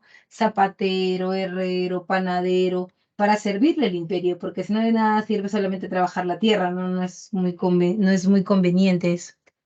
Y por otro lado, recuerda también está la decadencia. ¿Por qué termina el imperio carolingio si todo parecía que marchaba muy bien? Porque Carlomagno tuvo 3 nietos. Y estos nietos eran unas pequeñas ratitas, ratitas eran. Y estos nietos de Carlomagno peleaban por el poder todo el tiempo, estaban siempre buscando entre ellos, Carlos, Lotario y Luis, ver cómo se enfrentaban para quitarse territorio, y es por eso que su padre, o sea, el hijo de Carlomagno, que era eh, Ludovico Pío decidió dividir el imperio de su padre para que sus hijos no se pelearan, el imperio de su padre en tres. Cuando se divide en tres, ya pues esta estructura que hemos visto con Carlomagno no funciona, porque esto es para una sola persona, uno que gobierna así en escalerita. Estos no, porque estos son tres diferentes, y por eso se debilita el poder central, o sea, ya no hay un emperador que tenga un solo poder.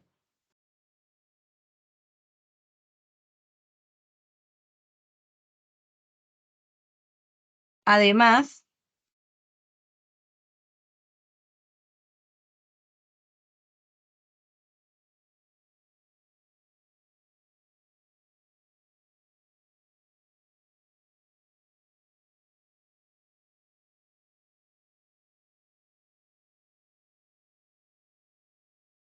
ay,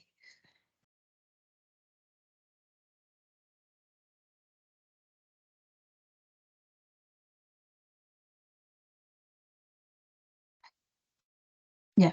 Además, aparece el ascenso el ascenso de los señores locales. ¿Qué quiere decir? Que aprovechando que se ha dividido en tres el territorio, los señores, los marqueses que se encontraban aquí en la periferia comenzaron a pelear unos contra otros y a quitarse el territorio y hacerse cada vez, ya no ellos, Carlos, Lotario y Luis, los dueños de la tierra, sino ahora los que peleaban y que estaban en las fronteras, ellos ahora iban a formar su propio gobierno. Si yo he peleado y he ganado es porque a mí me corresponde ese territorio, ¿no? Ujú. Es por eso que Es por eso que aparecen los señores locales, dueños de cada pedazo de tierra. Y eso facilitó el ingreso de nuevas invasiones. Nuevamente fueron invadidos por otros territorios.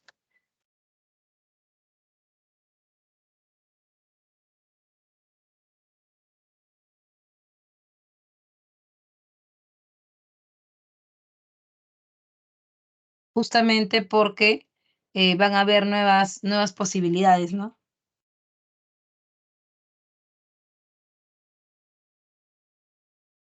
Ok, muy bien. Seguimos. Ahora vamos con el Imperio Bizantino. ¿Te acuerdas que habíamos hablado de Roma de Occidente? Pues hemos estado en Roma de Occidente, ¿verdad? Esto del Imperio Carolingio era en Roma de Occidente. Ahora nos vamos a ir a Roma de Oriente. No sin antes preguntarte si en esa parte estás entendiendo. O sea, si estás entendiendo que estamos en dos versiones diferentes. ¿Todo bien ahí? Roma de Occidente, el Imperio Carolingio, Roma de Oriente, el Imperio Bizantino. ¿Se entendió?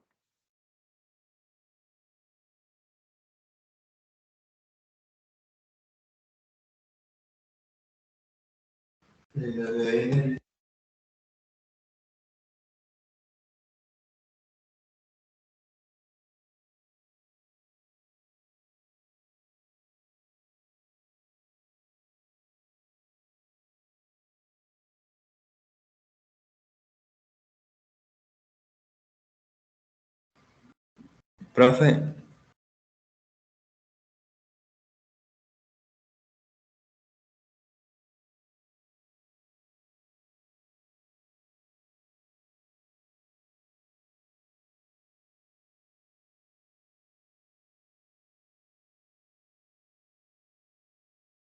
Alguien creo que me comentó, me estaba hablando, lo que pasa es que tengo diferido, o sea, me llega tarde el audio.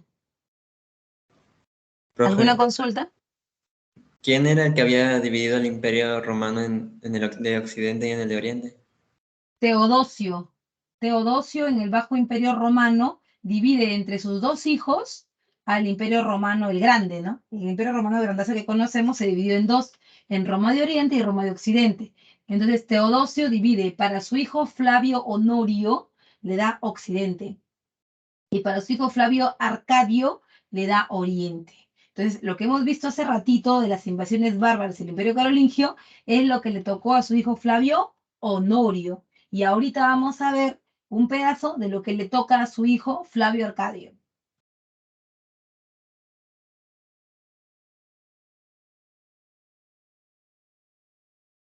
Bien, entonces seguimos.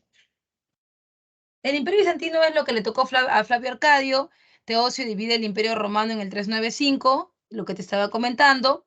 El Imperio Bizantino dura muchísimo, muchísimo más que el Imperio Carolingio, por varias razones, porque ellos no fueron invadidos, porque ellos no tuvieron señores feudales, ¿no? Hay varias cosas ahí. Entonces,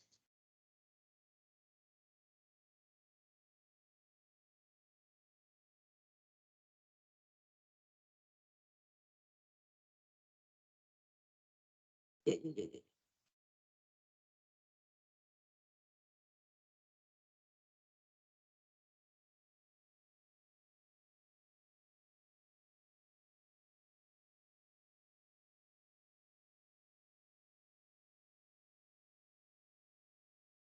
ya.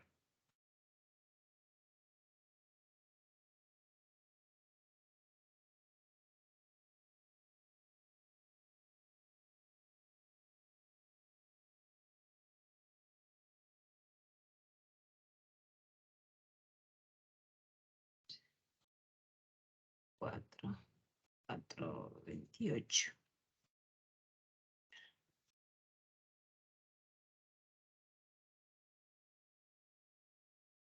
Bien.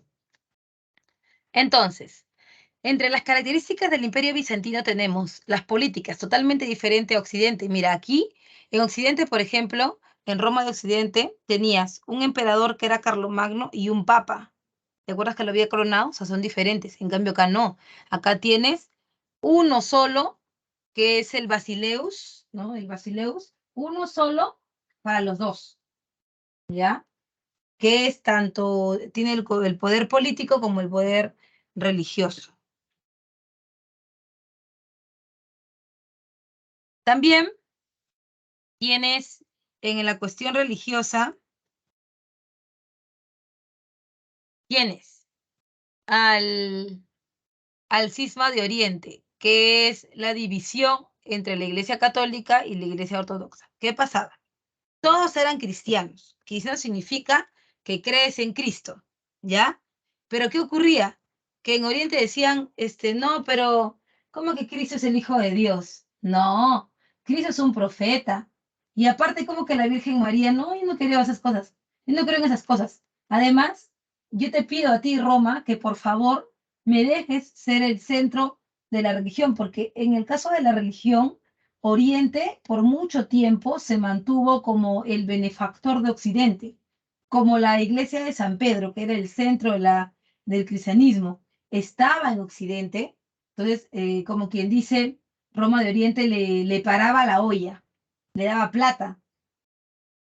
Y cuando muere el Papa Julio I en Occidente, los de Oriente dijeron, oye, Roma, pucha, qué triste que ha muerto el Papa, pero escúchame, ¿tú crees que hay posibilidad de que ahora que ha fallecido tengamos nosotros en Oriente el Papa? O sea, que nosotros nos den la posibilidad de tener un Papa que nunca hemos tenido, ¿no? O sea, como para ir de manera equitativa.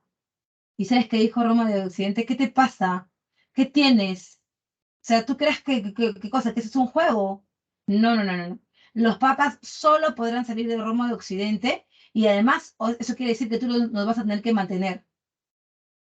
Y a Oriente, que no le faltaba la plata, dijo, oye, pero eso no está bien. O sea, todo bacán con que yo te haya apoyado porque de hecho no tenías plata y esto, pero no tiene nada que ver con la creencia, ¿no? O sea, no me puedes dar el poder. No, que no te voy a dar nada, que aquí está Dios.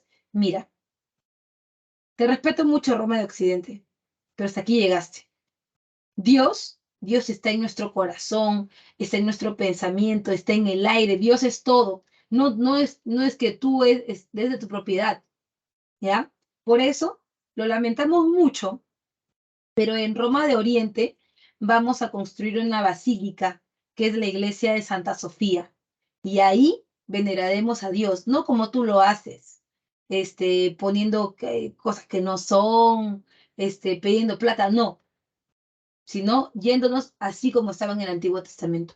Y en el Antiguo Testamento, ¿qué decía? ¿Que Jesús era el Hijo de Dios? No, no decía que era el Hijo de Dios, decía que habían profetas que llegarían. Entonces, Cristo, Jesús sería un profeta, no el Hijo de Dios. Y tampoco la Virgen María sería virgen porque no es la Madre de Dios. La Madre de Jesús no es. Y tampoco creen en el Espíritu Santo. Y tampoco en los santos. Esos de los que los católicos se tienen que agarrar para mantenerse, ¿no?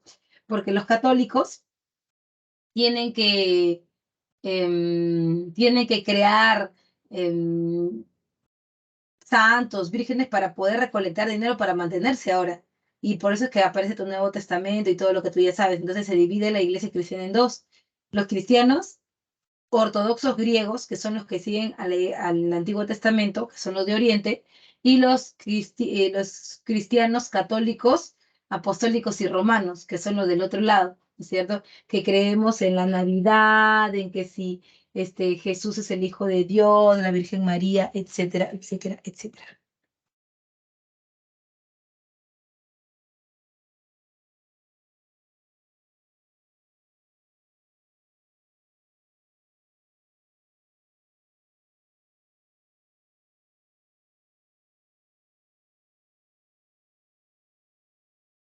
Por otro lado, también está Constantinopla. Constantinopla era el centro del poder de la iglesia bizantina.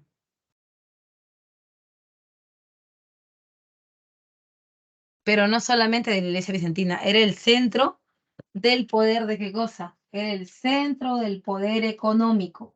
¿Por qué? Te explico. Mira, acá te voy a poner ya. Esto es Oriente. Acá está China, acá está India. Esto es Occidente. Acá están todos los países europeos que conoces. Francia, Italia, España, lo que antes era el Imperio Romano, pues, ¿no? Y acá en el medio, acá está Bizancio, Constantinopla, acá en el medio. Entonces, para que tú puedas venir de acá hasta China, tienes que pasar por Bizancio. Para que puedas hacer el retorno, también tienes que pasar por Bizancio. Quiere decir que Constantinopla o Bizancio era el centro, como quien dice, de encuentro de la ruta para ir y venir de Oriente, para traer pólvora, especias, papel, todas esas cosas. Entonces, es por eso que era tan importante, tenían tanta plata, ¿no? Ahora, como han visto que Bizancio es muy, muy, muy, muy importante porque es una ruta, es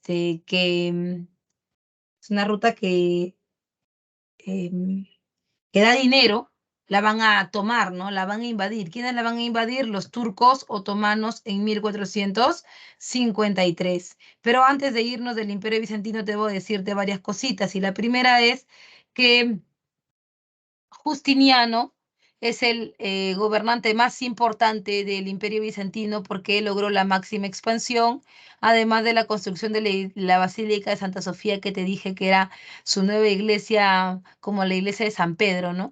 Él elabora el Corpus Juris Civilis, que es el cuerpo de leyes del Imperio Bizantino que está inspirado en las leyes romanas.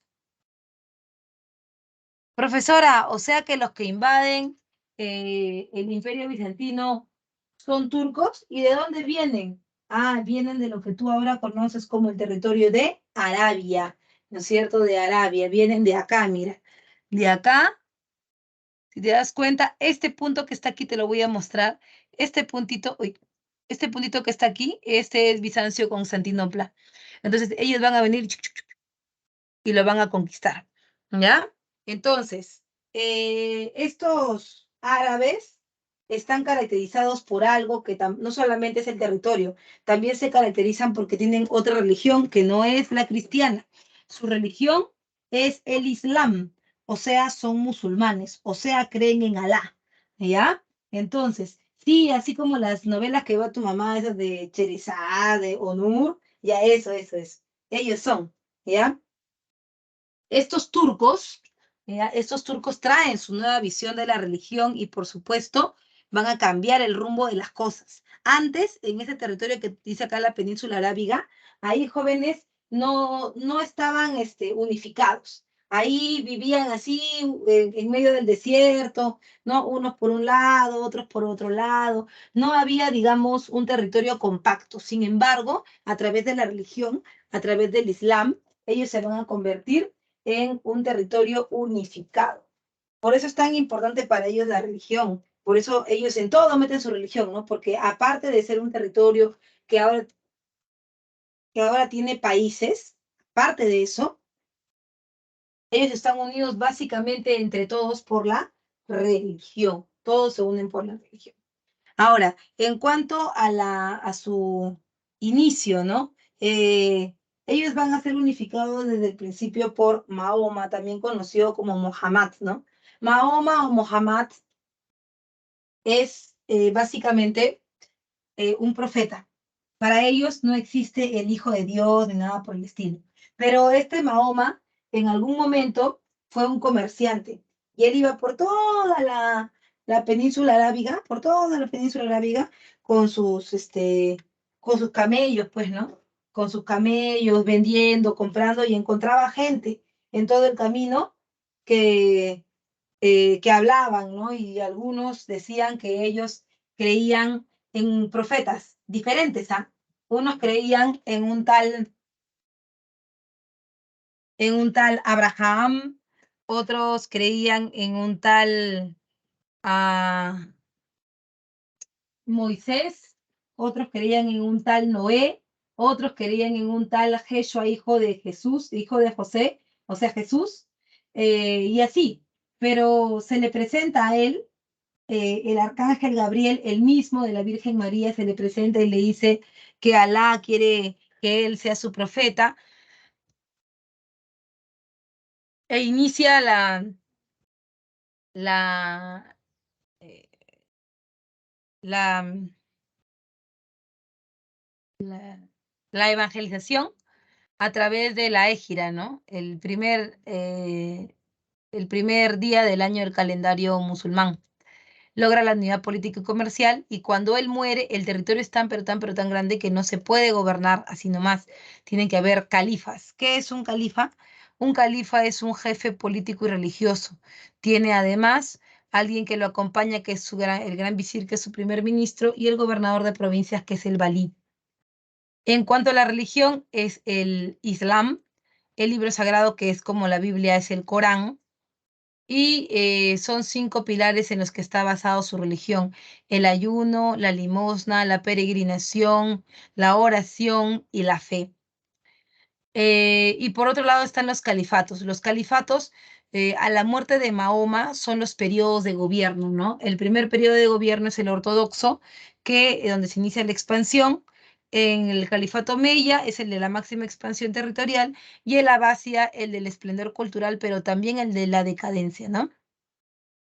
En cuanto a las manifestaciones culturales, está la filosofía, el álgebra y la medicina. La medicina muy importante porque ellos son los primeros en diseccionar cuerpos, en abrir cuerpos para saber qué había dentro, ¿no? Y por supuesto, ahora nuevamente regresamos a Occidente. ¿Te acuerdas que nos habíamos quedado en el imperio carolingio y que habíamos dicho que Carlomagno había perdido todo su imperio porque su hijo había dividido el territorio entre sus nietos? Ya, esos territorios que se habían dividido, recuerda que se habían dividido, se estaban peleando y habían descuidado las fronteras. Y al descuidar las fronteras, entonces eh, se habían, se habían creado espacios donde ahora eran como espacios chiquititos, ¿no? Chiquititos, donde ahora gobernarían ya no un emperador, sino un señor que es el dueño de la tierra, porque a través de la guerra ha ganado la tierra. Y ahí está la difusión del feudalismo en dos elementos importantes. Uno, la propiedad de la tierra. No solamente es importante tener la tierra, sino también poder trabajar la tierra, ya, propiedad y usufructo. Y las relaciones de dependencia, el vasallaje y la servidumbre, ¿no? Entre las causas del feudalismo está la desintegración del Imperio Carolingio, te lo comenté, y las invasiones bárbaras del siglo IX. También el feudalismo es un periodo especial en donde políticamente ya no hay un emperador, sino hay una fragmentación en múltiples soberanías, o sea, muchos señores de la tierra. En sociales, casi todo el gobierno se hace, la sociedad se va a organizar alrededor de ¿qué cosa? Alrededor de la vida en el campo. Y en economía es de autoabastecimiento. Por lo general, no hay comercio fuera del feudo. Sí hay comercio, pero solo adentro. Todo lo que se produce adentro, con eso se mantienen. Y en el aspecto social hay tres estamentos, ¿no? Los vellatores, los oradores y los laboradores. Los vellatores son la nobleza, los oradores son el clero, y los laboradores son el pueblo. Nobleza, clero y pueblo.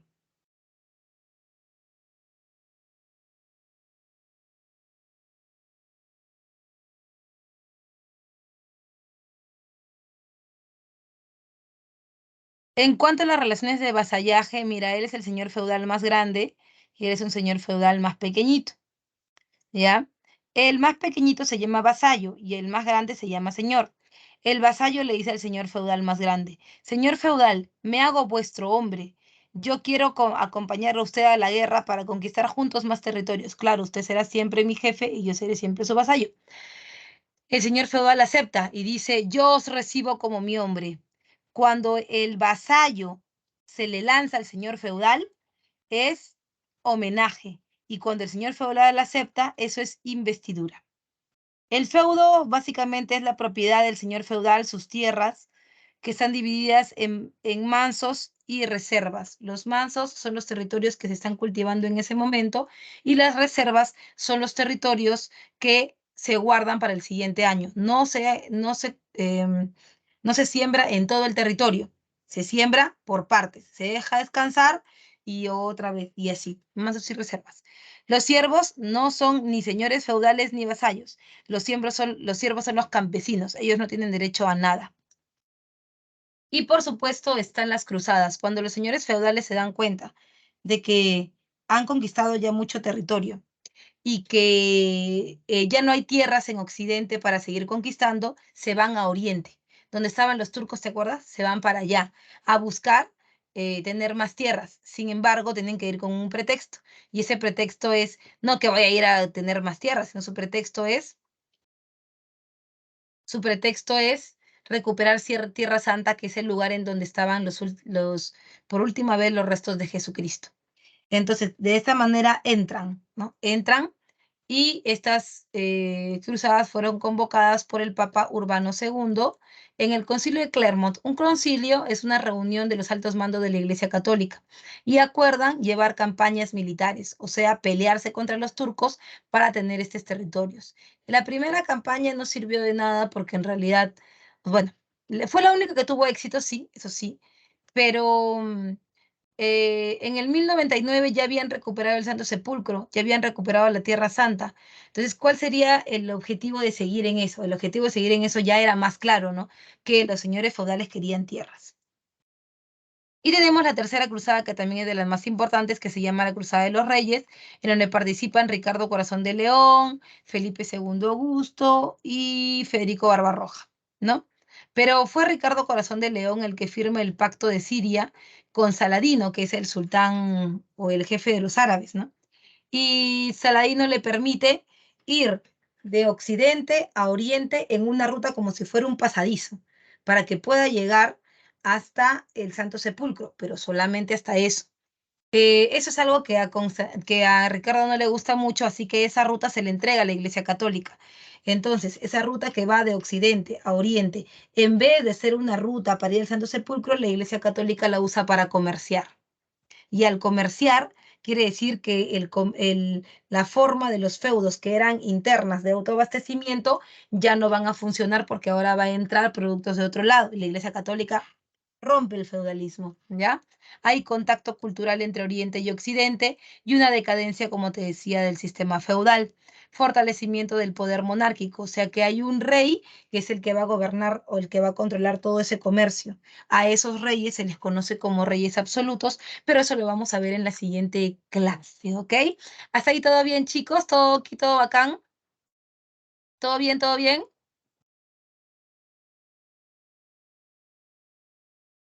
Déjamelo saber, por favor, en el chat. Te voy a dejar las claves rapidito.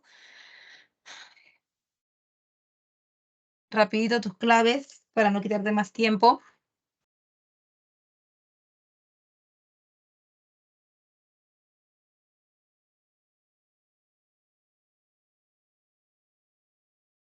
Uno, casita, a ver, casita, avión, allá. 4 casitas y un avión. Ya. Ah, ya, ahorita voy a volver. Ahorita lo vuelvo. Ya está.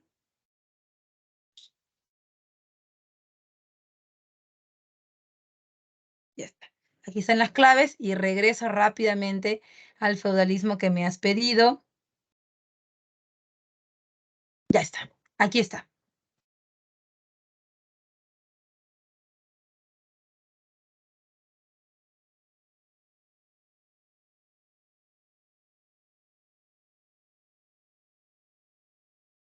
¿Sí? ¿Todo bien? ¿Te aburre?